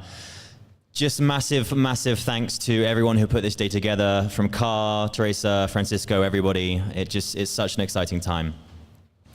So I'm Oliver, I'm founder and CEO of Jippy. Today I would like to talk about something that's really close to my heart, which is Bitcoin education. So the US is currently $35 trillion in debt, and that debt increases by $1 trillion every 100 days or so. We are in a debt spiral, and the only escape from this debt spiral is a return to sound money. Bitcoin is that return to sound money, and as we know in this room, Bitcoin is the best money ever created. Yeah. However, only about 16% of the US population have actually ever invested in Bitcoin, and that's around 214.3 million people yet to buy in. What does that tell us? Well, the road is long, the journey is ahead, and Bitcoin actually has an education problem. So today, education is hugely fragmented and overwhelming. There's massive choice paralysis out there with the multitude of content available, from podcasts to books to YouTube content. Everything is a lot.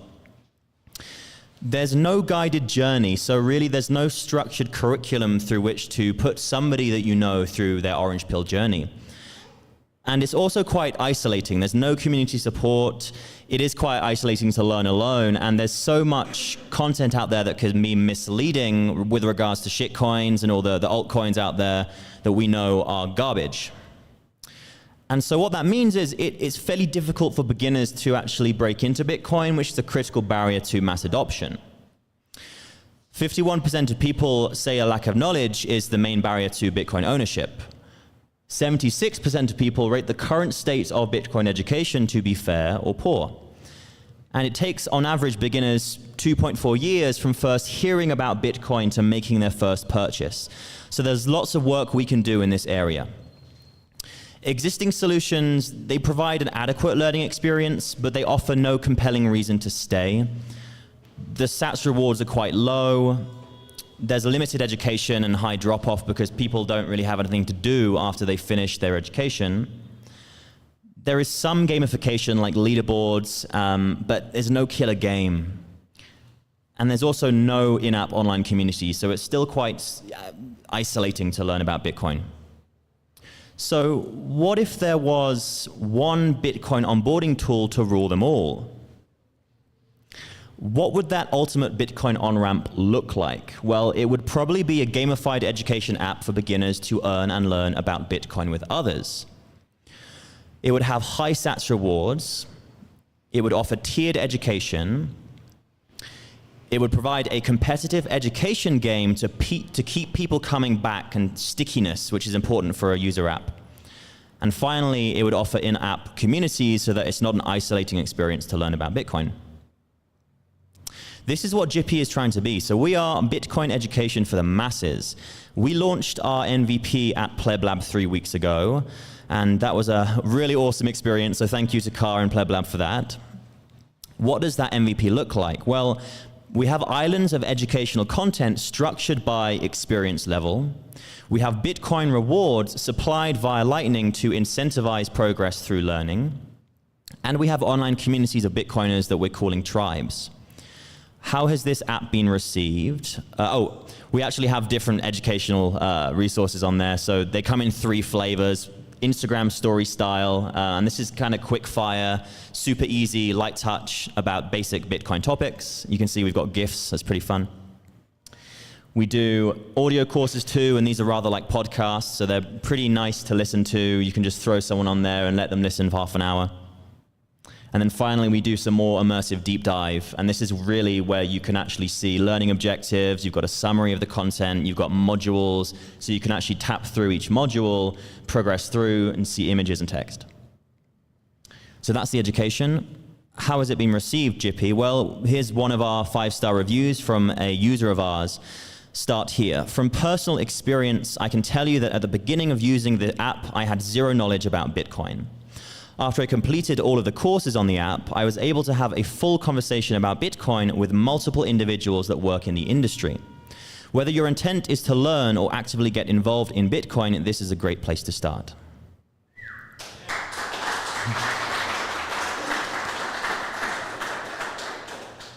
But what's next? Is there something missing in this app that we wanted to build? The answer is yes, and I'm so excited today to introduce you to version 2 of Jippy and outline my vision for gamified education in the Bitcoin space. So, introducing Tribe Clash. Tribe Clash is a competitive Bitcoin education game that's like Pokemon Go for Bitcoin.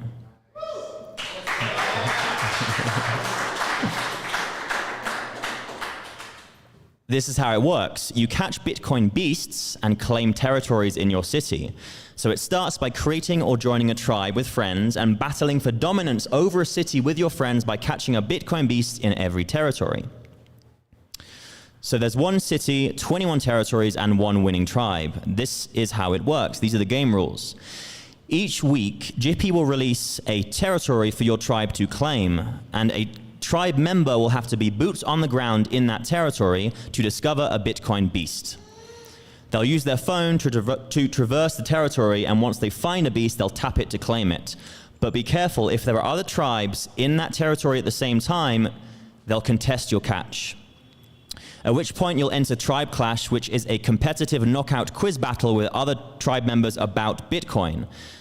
Be quick, because the tribe member to answer all quiz questions correctly the fastest will then win that territory and claim that and claim that beast. But as you see, the game is wonderful, because once the game finishes, the tribe with the most territories and Bitcoin beasts will win half a Bitcoin, which is quite a lot of money. So the incentives here are pretty solid.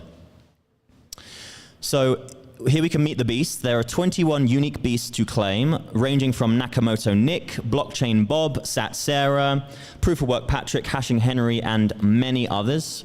Like I mentioned, once you catch beasts at the end of the game, your tribe will win 30K in Bitcoin to be distributed to every tribe member.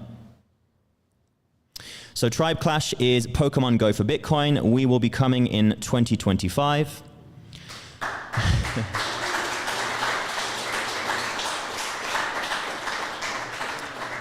You can join the waitlist currently on the website at jippy.app. Jippy is also currently looking for investment, so investors, welcome to you. Please email us at hello@jippy.app to set up a meeting. We would be very excited to talk to you. But there is one more thing. I thought for quite a long time around what would be a really nice way to promote Tribe Clash. And so we have made Bitcoin Beast plushies, limited edition.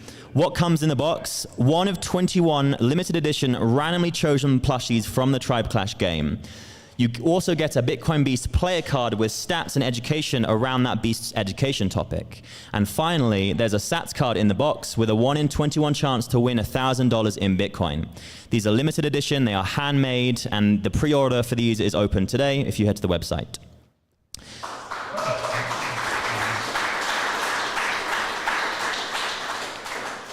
We're also selling every trading card in a box of 21 for each individual beast, and these are a great gift for no-coiners to educate them on Bitcoin topics, or just as a collector's item for existing Bitcoiners.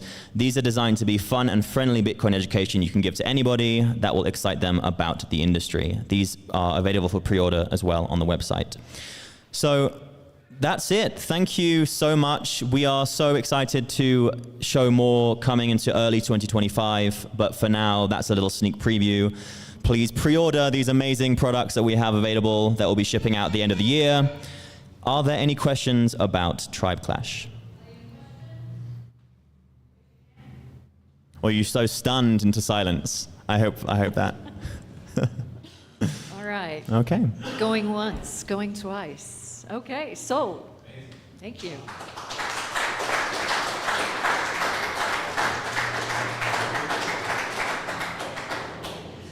At this point in time, let me double check my schedule.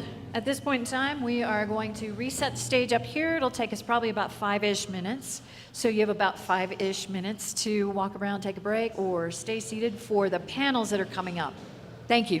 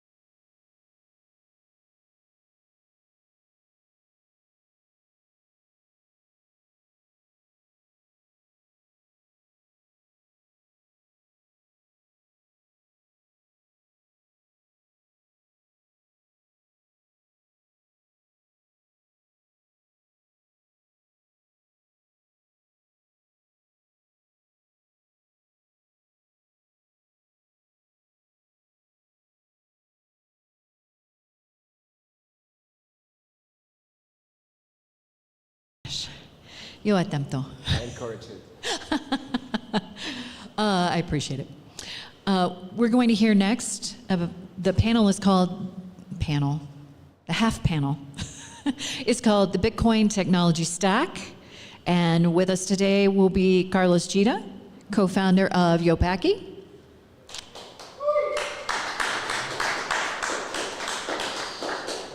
And Uncle Jim with Cascader. I actually identify as Topher Scott. Imagine me with a red beard. Hi, this is Topher Scott. He's a bit Scottish. On the joke, I'm going in for Topher Scott. So you have an expired customer. Yeah. Is that why he's not here? I returned the favor. I snuck in. Oh my gosh. We need to do some random sightseeing on behalf of Topher Scott. All right, but more importantly, the Bitcoin Technology Stack. Take it away, gentlemen. All right. Let's give it up for Yopaki and for PlebLab. Let's go. Yeah. What a beautiful venue. I feel like I'm in The Godfather right now. It's beer o'clock. Salute, everybody. Let's go. Salud. All right, salute. All right, I think this might be the first serious conversation we've ever had. Yeah. We're used to just being in the lab late, just making fun of each other's nationality. Yeah. So let's see how long we can keep this streak of not doing that alive. And apparently we cannot use swear words, right? Yeah, I guess not. Yeah. You know, Probably you should get them in rocks. context on why we know each other. So, all right, guys, I'm honored to be here. I'm a fill-in for Topher Scott, Brainiac from Austin, Texas. Let's give it up for Carlos Cheetah here. This guy is a true Renaissance man. Thank you. This guy is the CTO of Yopaki, and I see him burning the midnight oil. He's full stack. He's doing everything. He's got an actuarial science background. He's got a mathematics background. And one of my favorite stories about him is we were just hanging out in the lab, and some tourist from Germany came into PlebLab and was with his 3 children, and they didn't speak English. He did. We were broing down with the father, and Carlos takes the kids aside and starts speaking German to them and showing them around, entertaining them around the lab. So this guy's true Renaissance man, polyglot. Honored to be here, speaking alongside you, man. Thank you. That's quite an intro. I can only reciprocate. Next to me is Uncle Jim. He is a electrical engineer or mechanical Electrical engineer. Electrical engineer by studies. You started working on that. I did, yeah. And he is, after Eric Kaysen, I think of the most based guy that I've ever met. All right, I'll take that. I don't know if I can live up to that, but I'll take it. You're going up. You're going up. Okay, yeah, my stock is rising. Yeah, but that guy already has a book, right? Yeah. You need to step it up. I need to write a book. Some people call it a manifesto. I feel like if you're based enough, it's a manifesto. It's not a book, but anyway. Yeah, something like that. Fantastic. And for those that just enter into the stream, Jim is the CEO of Cascader. He's revolutionizing access to AI via Lightning so that we don't have to sell our souls to any of those AI providers. Because AI is really appealing for lots of tasks. But as Jim has already said before, it's just a nightmare. Imagine asking something that goes borderline personal to a computer, right? That computer can actually be scanned by someone else. The logs are there. And they know if you're asking about diabetes, if you're asking about a certain disease that you may inherit, so on and so forth. He is really 100% privacy focused, and I really admire that from you, mate. Yeah, thanks. I mean, for me, just thinking about Google search is like a nightmare for privacy. So now take that to another level where all of the, algorithm the algorithm isn't written by a human, it's written by an AI that's designed to surveil you, all these little details that aren't necessarily picked up by a human and can be picked up. So, as someone that's very focused on privacy, I've had some life experiences, some people in my life that have been burned by lack of privacy. That's very important to me, and that's something that's core to our mission at Cascader, is making sure that's private. Tell me something about it, because I have the bits and pieces, but not straight up. How, from electrical engineer, you got onto Bitcoin, onto software development? Yeah, so for me, I started with electrical engineering. I had a you know, I had a penchant in high school for physics. My father is a prolific engineer. I'll struggle to fill his shoes, but brilliant guy, and got me interested in physics early. Found I had a knack for it and decided to go into electrical engineering. Went through school, studied electrical engineering and Chinese. You're not the only language aficionado here. Which ironically played a role. You know, the talk I just gave on computational linguistics was relevant. I took courses on that. Noam Chomsky isn't just, you know, a leftist. He's also like a pioneer in computational linguistics. So I took courses based on his books, and that's actually come full circle. It's like the Steve Jobs quote where he says, "You never know." You know, he took a course on calligraphy, and that happened to inform the beautiful type fonts that he put in Apple. You know, I feel much of the same way in a lot of ways. So you know, I feel that you and I are similar, that we pursue different intellectual pursuits, and that informs, you know, the way we build now. But I started in electrical engineering. I started getting into embedded systems, which is sort of like a hybrid between electrical engineering, and it incorporates physics, mathematics, computer science, and physical systems. And you know, one of the things, you know, I wanted to ask you, and I'm going to kind of give you my answer now. You know, is you know, what about Bitcoin is unique compared to other systems? And I would say, you know, I kind of went on this path where it was hardware, embedded systems, like a hybrid, software, just pure software. And what I found is that pure software can be untethered from physical reality. There's a lot of do-overs. Oh, we'll just patch it in production. Oh, we'll do whatever. When you're dealing with people's money, when you're dealing with physical systems, when you're sending somebody to the moon, when you're designing a lithium-ion battery that can blow up in somebody's pocket, as we've seen, you know, across the world, there's physical consequences. The same goes for Bitcoin. Because we have proof of work, because we have the physics backing the money, there's physical consequences, and so there's much more rigor in the Bitcoin space. And I think that's what really drew me in is, you know, I got pulled into the poo-poo coin space, the crypto space, and then I saw the difference in seriousness from Bitcoin that's imposed by that physical reality, as Michael Saylor discusses, and that's what really resonated with me. But I kind of wanted to pose the same question to you.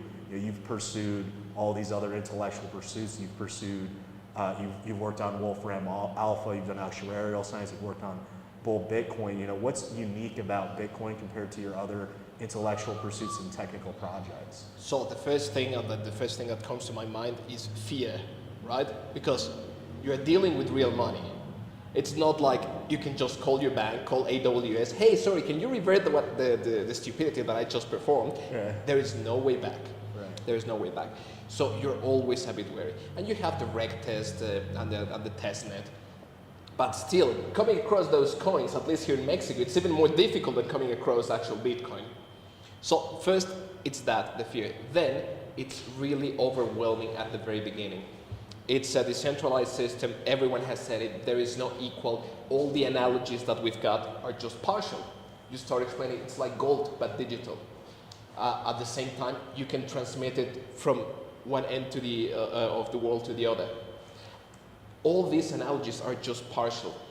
So getting a grasp of why Bitcoin is difficult to program comes with understanding economics, going back to the root of asking yourself, why does money have value? Why does gold have value? Which is a question that most people, especially those that are over 50, 60 nowadays, cannot answer. I have multiple stories about it. And lastly, is that, to be honest, mate, Bitcoin US sucks. Yep. That's what we are aiming to change at Yopaki, masking it for those that are in for the technology and the culture. And only when they are really prepared, they incursion into the technical details, but skimmed. Yeah, I totally agree. I mean, the physical costs, and I would say almost like in a lot of ways, there's like extremist opinions on how it ought to operate, which I admire. It's not criticism, but that imposes serious UX issues. And as you point out, you know, a lot of how we learn about Bitcoin is like by urban myth. It's like one piecemeal urban myth, and it's like, you know, that's why efforts like what Jippy's doing, what Oliver's doing are critical. What you're doing, you know, you're integrating Jippy with Yopaki. So I think that's tremendously impactful and tremendously important, especially in a space like Mexico, where we really think they need Bitcoin, but maybe they don't necessarily understand, or it's not easily accessible to them. Yeah, my usual drill, I'm not going to give you guys my usual drill, you can find it probably on Pleb TV, but my usual drill is that the value propositions of Bitcoin don't hold that strongly here in Mexico.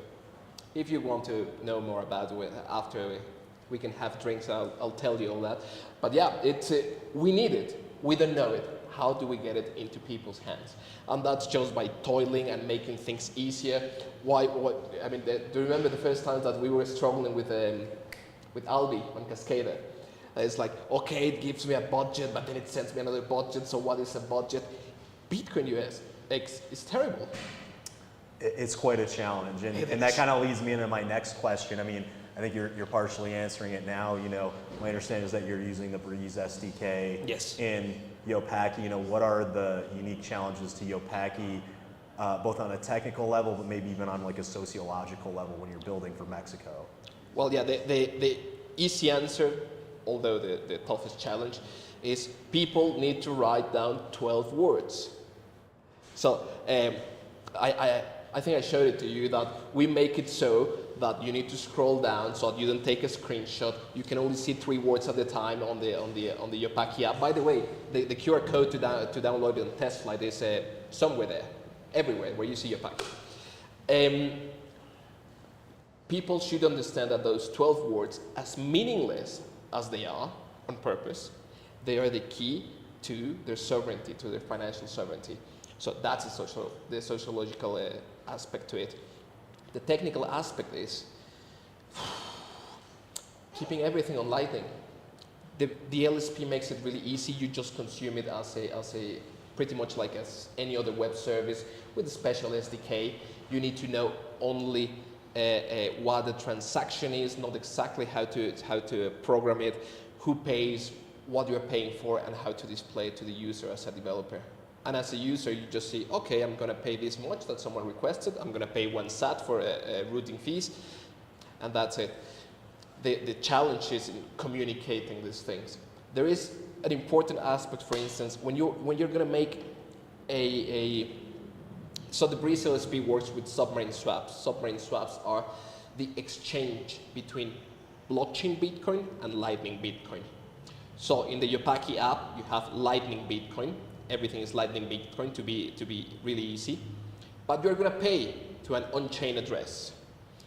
So I don't know which UTXOs actually live in the node that you are connected to.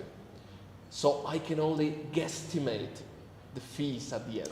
And that's because it's the Breeze. Yes. Breeze is, they're not custodying it. They're No. using cryptography to kind of have a hybrid where the UX is simple, but there's custody is ultimately on the user. Okay. Yeah, correct. Fantastic. Yeah. So, and on the custodial side, because I guess that was, of course, the foundation of Cascada, right? We're never going to ask you for keys. We're never going to ask you for information. How was it for you implementing all these wallets, Albi, and all those other options that we had at the beginning? Yeah, so shout out to the Albi team. They did a great job with the Bitcoin Connect product. And so we're able to use that. And fundamentally, most of those under the hood are NWC. Even if it says Mutiny, they're technically doing NWC. But they give a lot of options, and so that made the lift a lot lighter for us. I can't even remember what I was doing before that. I think I was using just the Albi browser extension. But right. Bitcoin Connect makes it a lot easier to where you can provide, just provide your NWC string with your budget, and that's a great trade-off with UX. Using a warm wallet with a budget. Fantastic UX. We've had rave reviews on that, so that's been super helpful. Do you still see your background of an electrical engineer, not just foundational, but do you see it coming every now and then when you're coding? Yeah, I mean, so my dad is, my dad's a mechanical engineer, but he would work on power plants. He's a thermodynamics expert. He knows a lot about optics. He knows a lot about control systems. And so growing up, he would just say, that's not my job isn't in your vocabulary. So I've always kind of had that initiative, that drive to the buck stops with you, and you're an entrepreneur, you got to figure it out. And so the electrical engineering background has provided an invaluable foundation for me to understand things like the matrix algebra I was going over in my talk is stuff that I learned for mapping physical systems, right? And now it's just applied to a new thing, but it's kind of, it's the Miyamoto Musashi quote, know the way broadly and you'll see it in all things. I think it all comes back to first principles, and I think that is our strength at Cascader. Luke and I, my co-founder, we have a strong understanding of first principles, and we can apply that rigorously. We're both former combat athletes. I think that type of energy helps, and we're just ruthlessly efficient and aggressive and just pushing forward, always pushing forward, and making our values, our liberty number one, and making money, making wealth for the world. Yeah, absolutely. Not to change the topic, but I see some people that may not be technically in the audience. The state of developing in Bitcoin or for Bitcoin nowadays has dramatically changed in the last 2 years. The Lightning Service Protocol, Liquid is becoming much more adopted. Lightning Development Kit, Bitcoin Development Kit, all these things allow you to consume Bitcoin, the blockchain, almost as a web service, just like a regular API call for all those developers that want to incursion into Bitcoin but are feeling the same fear that I felt 4 or 5 years ago. It's much easier now. And with 1,000 sats, which is what, 50 cents of US dollar, you can already start playing around. So don't be afraid. You may lose that money, you may not lose it, but you will gain some the skill of the future. It's programming and sovereign money. Fantastic. So I want to change gears a little bit here. We got Francisco sitting in the front row. So I want to, as a nerd, I want to kind of do you a solid and get you to pitch me on maybe an experimental feature that Francisco doesn't want you to build yet, but a cool new toy that you want to play with. Tell me about the cool new experimental features you're thinking about with Yopaki. I've been toying around with the idea of having the proper LN-URL experience, the LN-URL auth. Right now, I use Phoenix to enter to Stock News, but Phoenix says nothing about my account in Stock News, right? So I want at some point to have your some sort of account manager in the Yopaki app that says you logged in to Stock News here, or because you typed it down yourself because it's anonymous, but still you typed it down. Because I believe that it's part of the UX nightmare, and I want to soften that. But of course, I know what Francisco is going to say. Being a founder myself, it brings no value to our business. All right, Francisco, at the moment. putting you on the spot. We're putting this on the roadmap. Q3 2025. Let's go. Let him play. Let him play around. All right. Yeah. And in Cascader, you've come. How many modules do we have now in Cascader? I kind of lost count. It's 20 something. It's whatever it takes to get the job done at the end of the day. But we make everything modular, so it's reusable and highly flexible. And what's the next big thing? What's the thing that motivates you? So I have two. I announced I have 2 products in the queue. I'd like to keep those secret until they come out. Okay. I'll throw you a crazy Ivan, a crazy project. I want to start playing. Somebody posted. Keon posted on Stacker News a link that I sent him. Somebody made a voice agent that can call people. It's called Hagglebot, and it'll just call a hotel and just haggle them until they give you a lower price. So that's such a Bitcoiner-friendly app. So I feel like I gotta find something to play with. And somebody I admire a lot and look up to is Lyle Pratt from Vita. He has like a whole voice agent stack. I kind of want to play around with that and see what I can come up with. Maybe I'll do like a mini hackathon and just try to see what I can ship in like 3 days. Yeah, that would be cool. A bit dangerous, but cool. Yeah. Really cool. I will be looking forward to try it. Yeah. Also the Trump bot. The voice Trump on, right? We did Voice, do that one, we got to do a voice Trump on. So those of you that don't know, go to Stacker News, check out Chadbot, CHADBOT. It's a bot that can emulate Trump. So if you, it has numerous other commands, but if you go at Chadbot/Trump mode, it'll just come in and just start arguing and debating against the person that you replied to. So that's one application. It can ELI 5, it can explain something like you're 5. You can give it custom prompts, it can do whatever. Open to suggestions, but it's a fun little application. We had fun with it, the people liked it, so that was great. Especially you. You're an avid user of Chatbot. I love it. I freaking love it. So, fading out now, what would be your message for software developers that want to start incursioning into Bitcoin? I would say try to find an open source project that resonates with you, and if you can't do that, then just start hacking.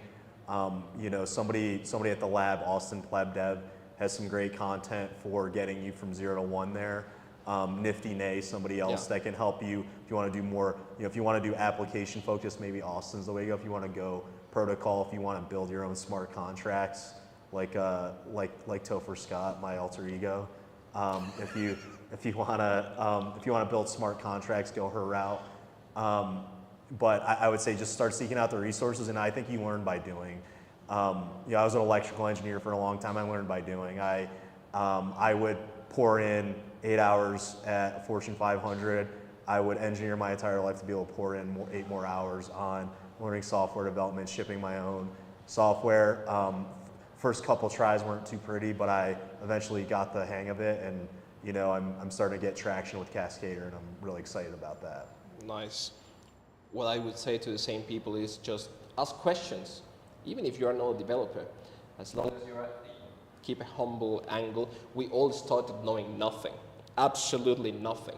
So just keep asking questions, and if you find an answer, don't just stick there. Go ask the same question to another person. Make your own research, create your form your own criteria. But as tough as we, especially toxic maximalists, may seem on Twitter, I mean, we're approachable. It's just the poo-poo coiners that we dislike heavily.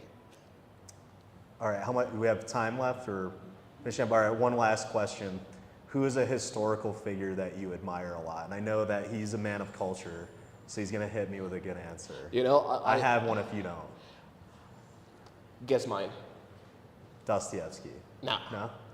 All right, I was primed by the Dostoevsky room over here. I don't know. I expect to do very well here on Earth, so when I go to heaven, I can get an hour-long conversation with John von Neumann. Okay, Freaking von genius. Neumann, okay. Freaking genius. I mean, this is John von Neumann's world, and we're just living in it. Yeah, exactly. And, I was having a conversation with a Bitcoiner the other night. We were at the rooftop, had a couple drinks, and we were just talking about how, there's so much path dependence in technology.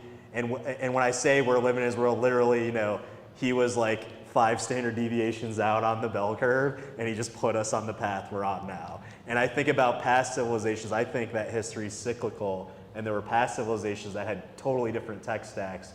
In some ways, they were more primitive. In some ways, they were possibly even better. We have no idea how the Egyptians made the pyramids, right? And I just think about the fact that they had a von Neumann probably that just put them on another path that was just incredible. And just as a technologist, as like a curious person, I want to know what that is, but we'll probably never know. For those that don't know, John von Neumann was a polymath. He could do everything related to maths, physics, even economics. He co-created a game theory with Morgenstern. And every single computer that you can name, that one, all your phones, all your tablets, the computers in your cars, all of them are based in what we call the von Neumann architecture. Alan Turing is the father of computer science, but the guy that translated it to physical means was John von Neumann, and he's out of this world. Whom would you like to have a conversation with? So somebody I admire a lot, his name is Oliver Heaviside, so he's not super well known. If you know what a step function is, the other name for that is the Heaviside function. So he's exceptional to me because not only was he brilliant, but he was a ruthless practitioner, and that's something I admire a lot.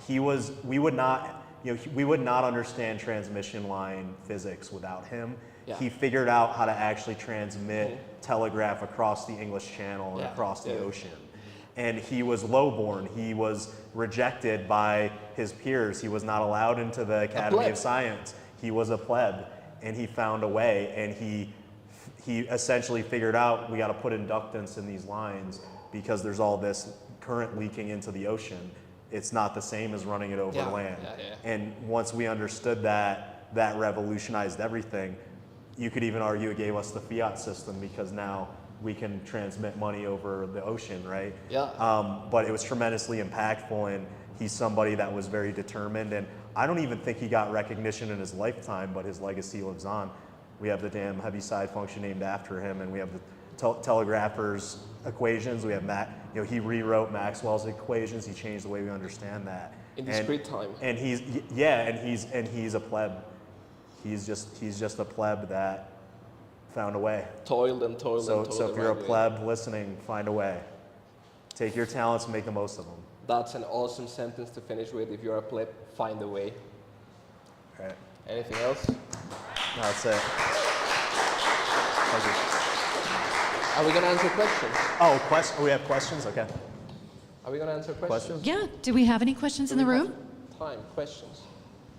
I think you wrapped it up very well. Congratulations. We did. Thank you. Thank you, everyone.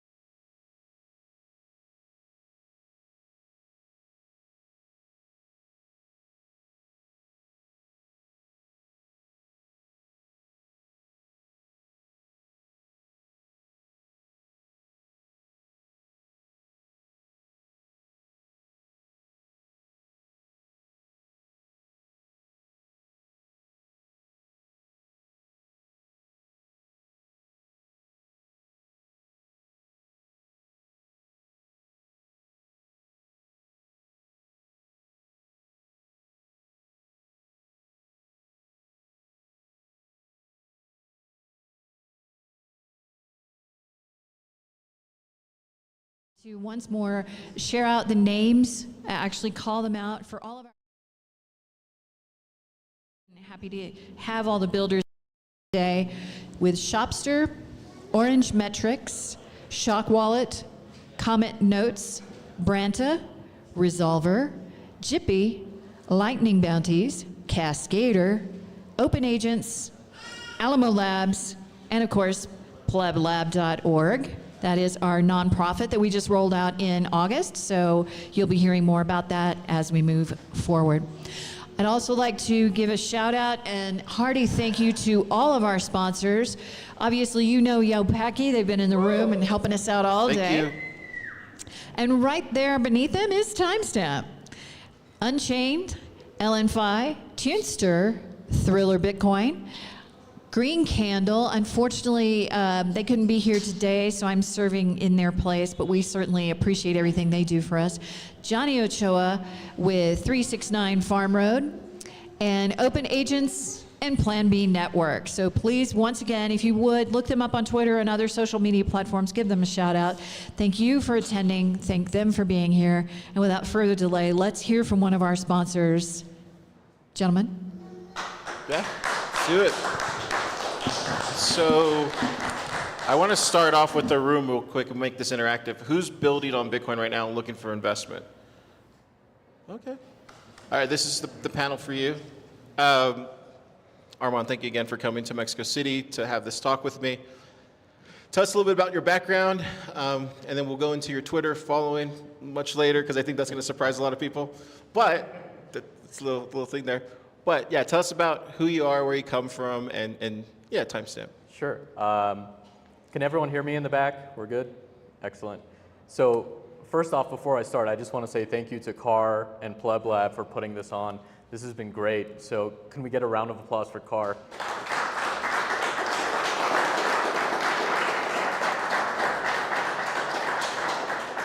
Honestly, Car is one of the hardest working people in Bitcoin, and he never asks for anything, so he deserves all the praise, honestly. So a little bit about myself. My name is Arman. I'm the founder and CEO of Timestamp. But before I tell you about Timestamp, I'd like to tell you about my journey and how I got to building Timestamp, and maybe some of you founders can relate. So you may have seen on the schedule, it says, my name is Dr. Arman Magurian, or I'm going to kind of break the news. Here it comes. I'm going to kind of break the news now. Most of you might know me as Dr. Bitcoin online. So Yeah, the whole time. The whole so time. I've been just hiding here in the shadows. So the first question I always get is, are you really a doctor? And the answer is yes. Well, I guess I can say now I was a doctor. So I spent most of my life, working to become a doctor and an academic, studying neuroscience and practicing and doing all that. And something funny happened. You may have remembered everything relating to 2020 and the madness that the world experienced.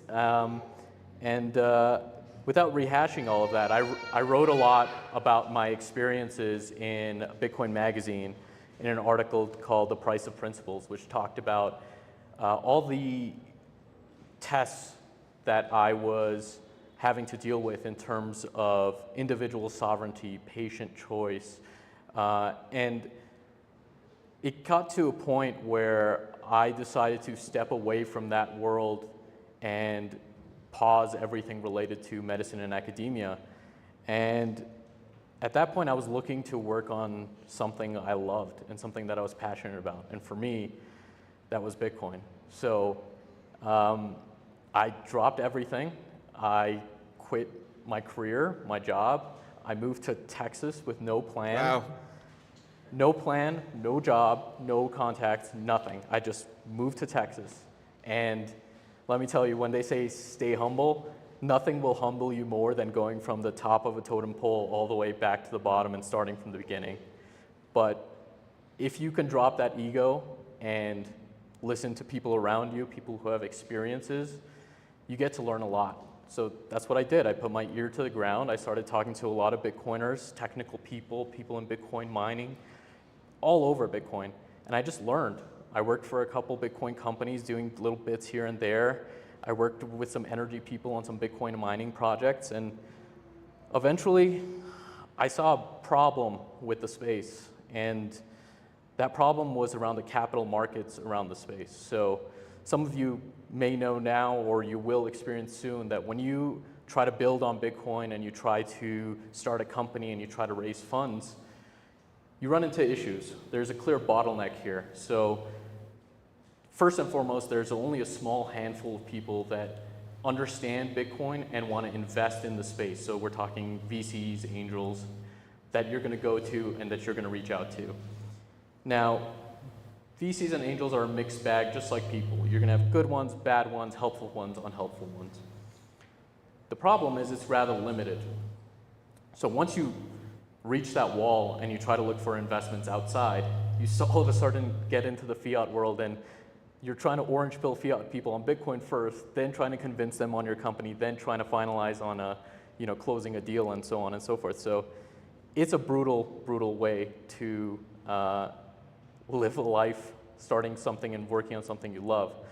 And so that motivated me to start Timestamp. So I wanted to do something that would maximize access to investments into Bitcoin companies and also allow founders to raise from their community. So it was a long journey, maybe 2 years in the making. And now I'm proud to announce that Timestamp is officially registered with the SEC and is a member of FINRA, which means that Bitcoin companies can raise funding from both accredited investors and non-accredited investors from around the world. So hopefully,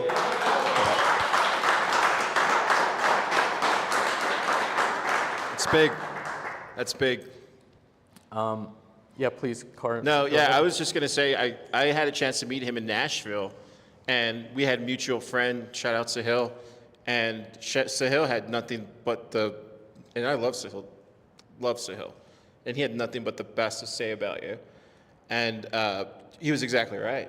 I think one of the things the more and more I get to talk with Arman whether it's online in our chat or whether it's just email or even today, I've come to realize that he has the pleb kind of, and I'm not just saying this, but he does have like the builder pleb type of mindset of like, how do we get money to these people? Because some of the biggest problems that we run with when we're trying to build these startups is our family and friends want to invest in us, but there's not a secure way to do that. Can you talk a little bit about how that structure is and why that's important? Because, I mean, yeah. Sure. So right now we are officially live at timestampfinancial.com. You can also find us on Twitter at timestampbtc. We'll be making formal announcements soon, but I wanted the people here to know first exactly what we're doing. So there are so many things that you have to worry about as a founder. Your own company, your team, the products you're building, your roadmap, et cetera. And then you realize that there's this whole other world of fundraising for your company that you have to actually understand and tackle if your company's going to be successful. So what I want to do with Timestamp is give these founders the tools to be able to fundraise effectively, get their community involved, friends, family, people in their world, and have those people that are supporters become investors. So now they have skin in the game in your company, and it's a different level of support for them, and it's also a different level of support for you. So when you guys go out there into the world, these people are supporting you on a different level than someone that you barely have any contact with or some person that you don't know very well that's investing in you. So we allow you to focus on your business, and we take care of everything else. So we do everything from investor onboarding to document signing, to payment processing, to handling your campaign and fundraising so you can ship it out to the world. One of the key benefits of crowdfunding versus other types of fundraising is the ability to market your company and your campaign to the world. So if you're starting a company, you're raising funds, and you want to get your name out there and get some brand recognition, but also start getting some money in the door, crowdfunding offers a way for you to put that out into the world. So people get to know you, people get to invest in you, and it serves as a great marketing tool in addition to a great fundraising tool. One other thing I'd add is I don't see this as a replacement for VCs and angels. They will always have their place. They have different benefits that you can always take advantage of. What I see this as is another tool in your fundraising toolkit. This can always be a part of your fundraise or your entire fundraise, and it allows your community to get involved so that you're not siloed from them in terms of the actual progress of your company's growth. Yeah, and you guys know this, like coming from PlebLab side, some of the best times of my life have been just inside the lab, working with the builders and helping y'all get to the vision you want.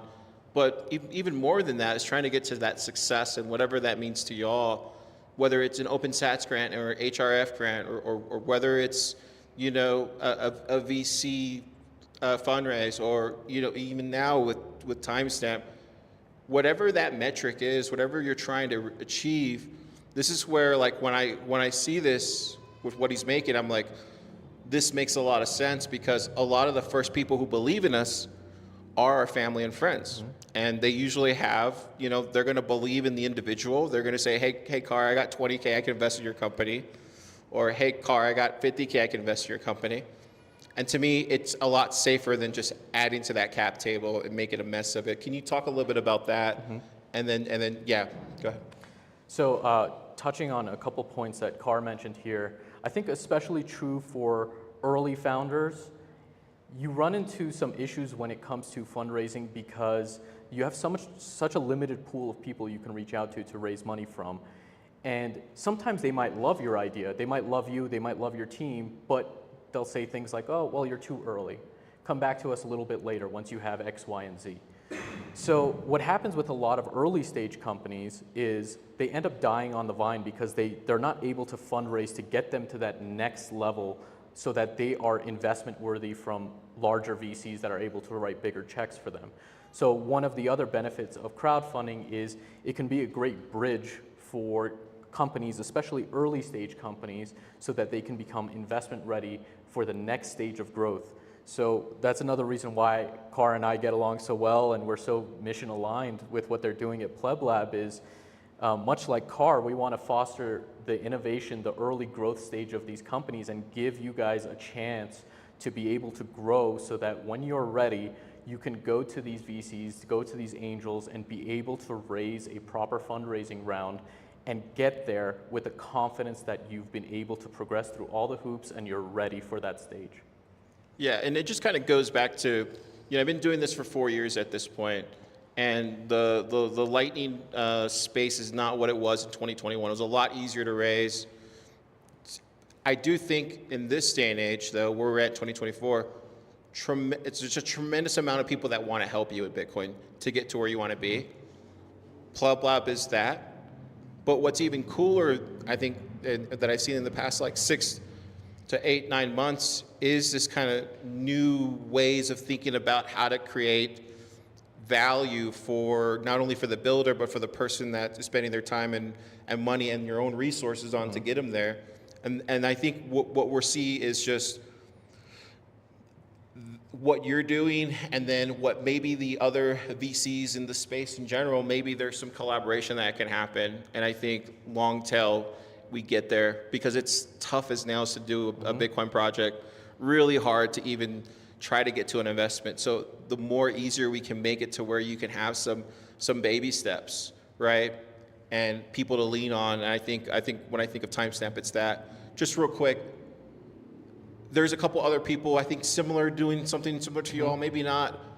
What differentiates between what you're doing, Armand, and some of the others in not only just in the Bitcoin space, but even in the tech space? Yeah, so first and foremost, we're Bitcoin focused, Bitcoin only. That is our entire focus of our platform. Second, we are 100% bootstrapped and 100% independent from any VC funding. So I am a founder that works for founders. We're totally independent from any one particular VC, although we do work with VCs to get them on the platform and see your investments. So we also make our platform very founder friendly. So the way we've set it up is to have zero upfront costs for founders. So anything that you need in terms of getting set up, we'll get you set up with no upfront costs, and we only make our money through commission on your raise. So we only succeed when you succeed. So it is really incentive aligned for us to ensure that you go through the proper protocols to ensure you're compliant, and also you have a successful raise, because that is how we make our business. So we are very deliberate in that, because we want to make sure that incentives are properly aligned. Because for me, that's one of the beauties about Bitcoin itself. It properly aligns incentives between people during transactions and in terms of how they interact with money. So for us, we build our company with that same mindset. We want to make sure our incentives are aligned so that when founders succeed, we succeed. And that's how our entire company is built from the ground up. Love that, love that. And just talk a little bit about your team and some of the other things that y'all do on, and because already right now you're receiving a lot of attention from individual founders and stuff like that with your waitlist just opening up a couple weeks ago. What is some of the feedback that you're getting early on? And then, yeah, talk a little bit about your team that you're working behind the scenes. Sure.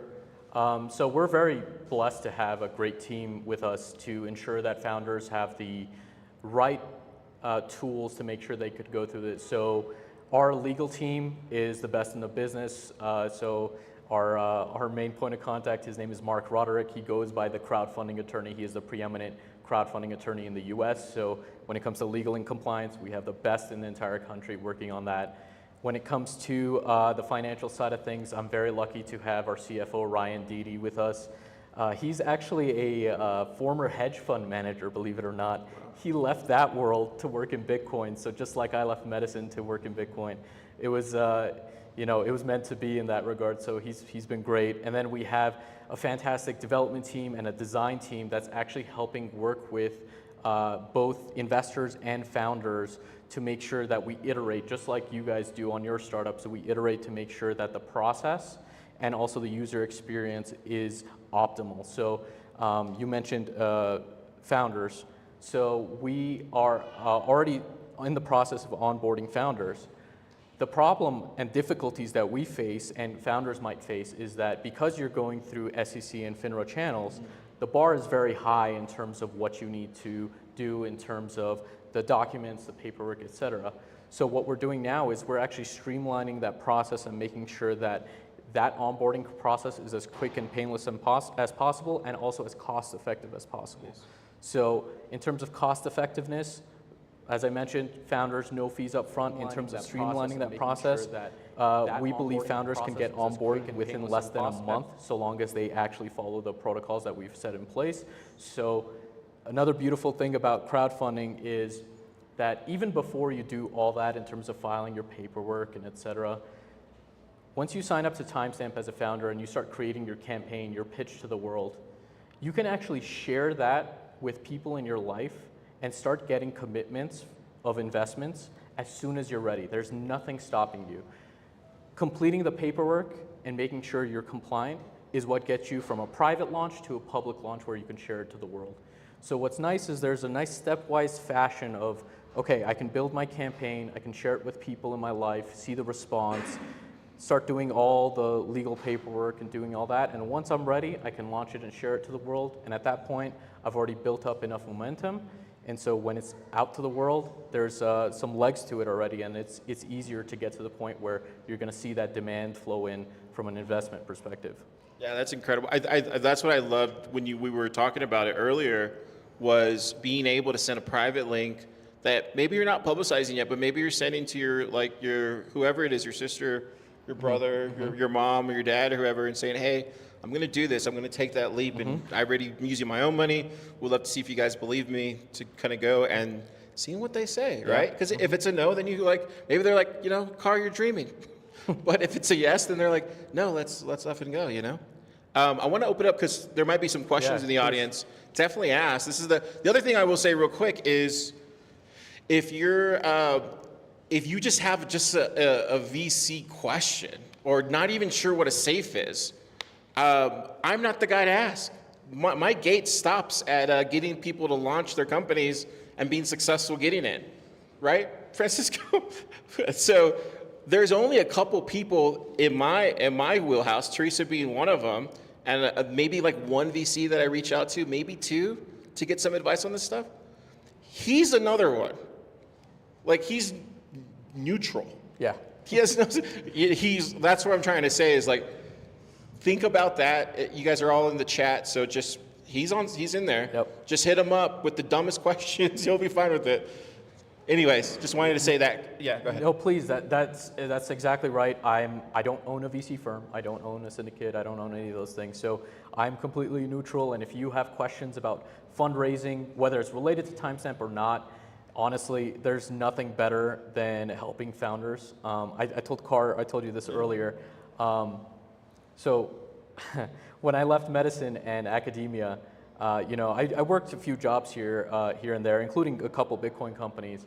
And it didn't take me very long to realize I am not employable.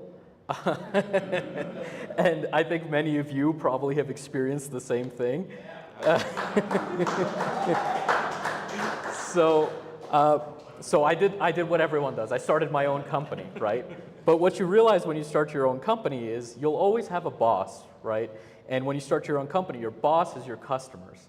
Now, lucky for me, I chose the most difficult, demanding customers ever, which is founders. So I have to say, it is one of the most rewarding things to be able to talk to founders because I get inspired to build better products and services when I speak to you guys who are building the products and services that you're building. So we want to make sure that we match a standard that you guys are setting. So, maybe I didn't know that was going to be the case, that my bosses were going to be founders, and I didn't think of it that way initially.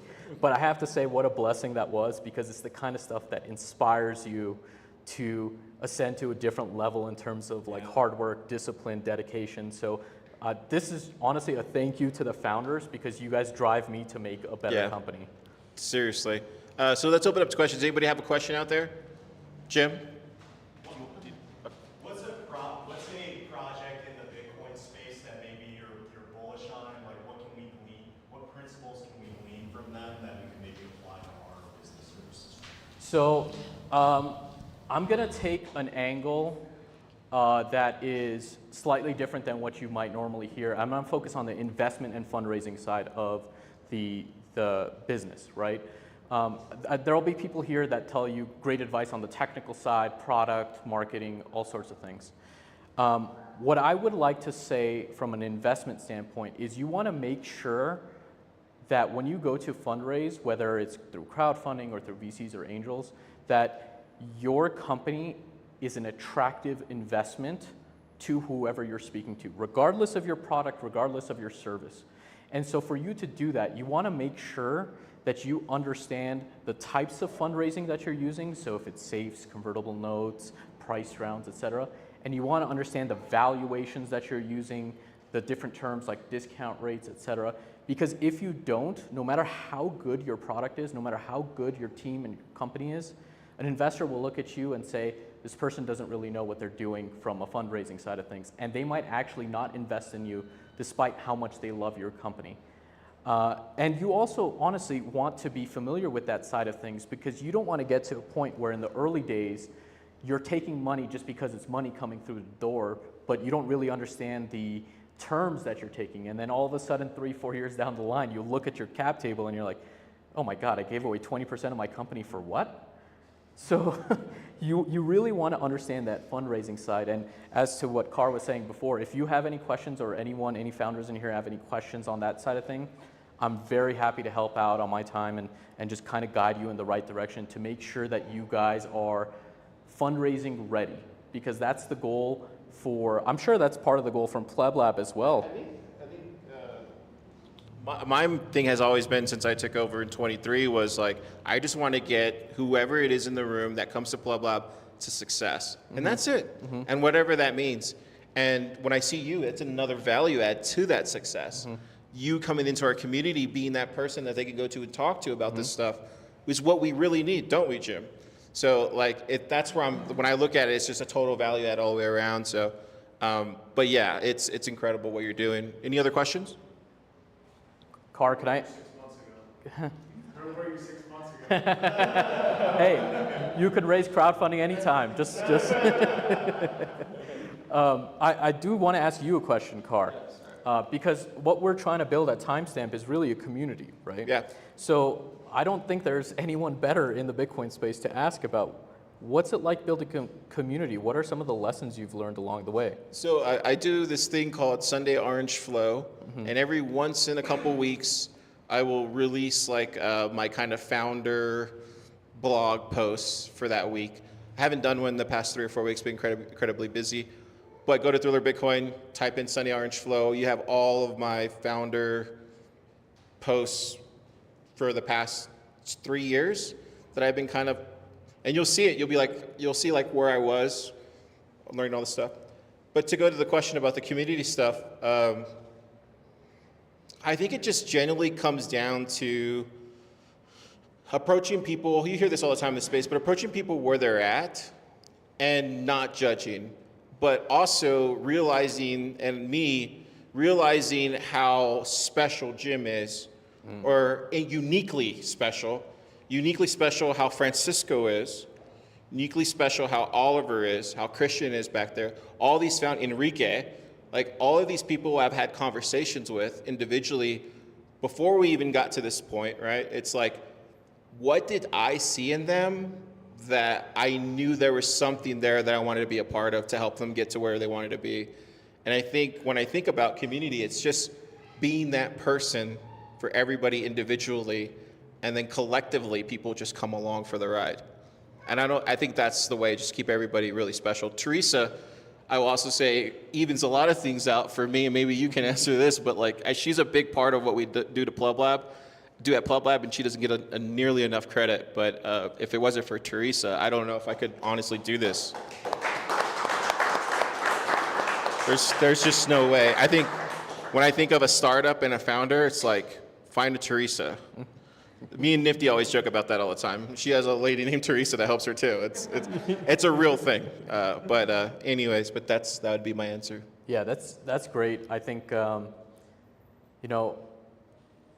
what's great is you come to a place like this, you make the trip out here, And immediately you're hit with waves of inspiration, just people putting their dreams out there into the world, saying, I've paused my life, I've given everything to this thing that I'm building.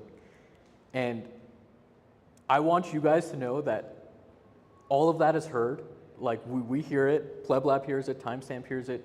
We want to give you guys the tools to succeed and allow you to continue to build in that world and help build towards a Bitcoin standard, right?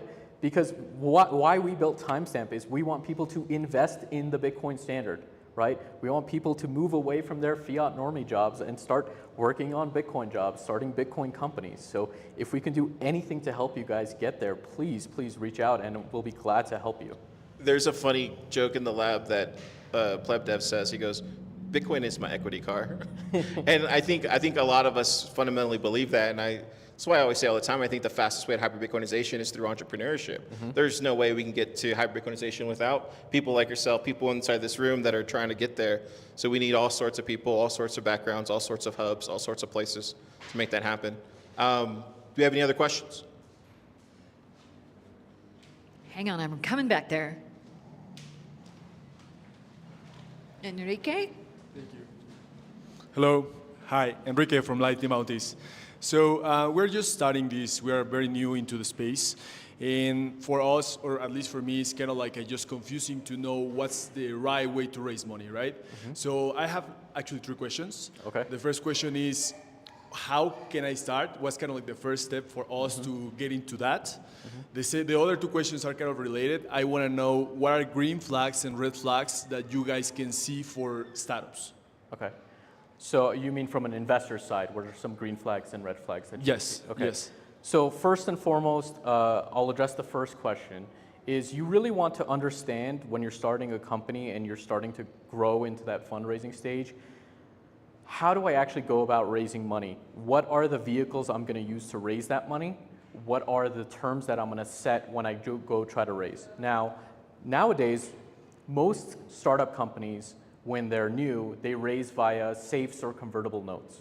So essentially, when you're starting out, you're so new that there's no way to properly put a valuation on your company. You can decide to put a valuation on your company, but good luck trying to get someone else to agree that that is the valuation. So the classic Silicon Valley way of innovation, they came up with SAFE, so a simple acquisition of future equity. I highly recommend you look up that contract. It's probably one of the easiest contracts you can ever look at. It's 5 pages, there's 3 terms on there, how much they're gonna invest, a valuation cap, and a discount rate. Most companies nowadays, startups, are raising as a C corporation through a SAFE. That's most companies. There are exceptions. Some do it through LLCs, some do other types of raises like convertible notes, but that is a vast majority of the case. Now, once you understand what a SAFE is, you're going to want to understand what the terms are with that SAFE so that when you go to an investor, they look at the terms and they say, okay, this makes sense. So you want to be honest with yourself. This is where it can get tough because you have all these dreams of what you want to build and all these great things that you're doing, but you have to be honest with yourself and say, okay, what stage is my company at? Am I at the idea stage? Am I at the MVP stage? Am I at the product market fit stage, which is way down the line? What I find with a lot of young entrepreneurs, especially first company that you're not familiar with fundraising, is you're trying to raise on your dreams and your vision rather than your current state of reality. Whereas investors are looking at your current state of reality and they want the upside of your vision, right? So if they're looking at you early on, they want to make sure the terms make sense for them to get equity in your company, but also have the upside. So you want to make it attractive enough for them without it completely destroying your cap table and giving away too much of your company. So in terms of green flags and red flags, this also transitions into that conversation. As an investor, a red flag for me is someone that doesn't understand the terms that they're raising on. So someone who's at an idea stage raising at a $10 million valuation, I'd immediately look at that and say, this person might be really smart, but they haven't done their homework here. So that might put me off actually the rest of the company and the vision and the product. So what I would say is, number one, understand the fundraising vehicles, especially safes and convertible notes for early days. Understand how to manage your cap table because as you go down the line, you want to make sure your cap table is clean so that investors who are writing big checks for you, when they look at the cap table, they say, okay, this makes sense, these terms make sense. There isn't 50 million people on there. And then the last thing I would say is you have to be very confident in why you built your company, where you are now, and where you're going. And that last part is the part that gets people, because when it comes to where you're going, you want to be able to say more than, oh, this is our roadmap, we're going to do the biggest exchange in the world in 2025. You want to be realistic in terms of the milestones you're hitting, but also things like financial projections. And what's interesting, and this I have to give a tip to Ryan, our CFO, what's interesting about things like financial projections on your slide deck, they actually don't care what the numbers are. They want to see how you think about it. What they really care about is your mindset. How did I actually put these numbers together? What assumptions did I make? Because they're going to look at that, and no matter what you put on there, it's just assumptions, and you're predicting out into the future what it's going to look like. So they want to see, does this person understand the market they're in? Do they understand their competitors? Do they understand the market size? Do they understand the growth of that market? So if you are able to put together a pitch that involves, this is why we started it, which is what our mission is, where we are now, all the milestones we've hit, where we plan to go, including some financial projections that have solid baseline for the assumptions, then you start looking at it as an investor and you say, okay, this person clearly has a mission, they're working their tails off to build it, and they have a plan for the future and an understanding of the market they're going into. Now I'm interested in investing. So I hope that answered your question. Thank you. Yeah, that was awesome. Thank you. Any other questions? Any others? All right. I think right. that's Startup Day 2024 Mexico City presented by Yopaki. Thank you guys for coming. Thank you.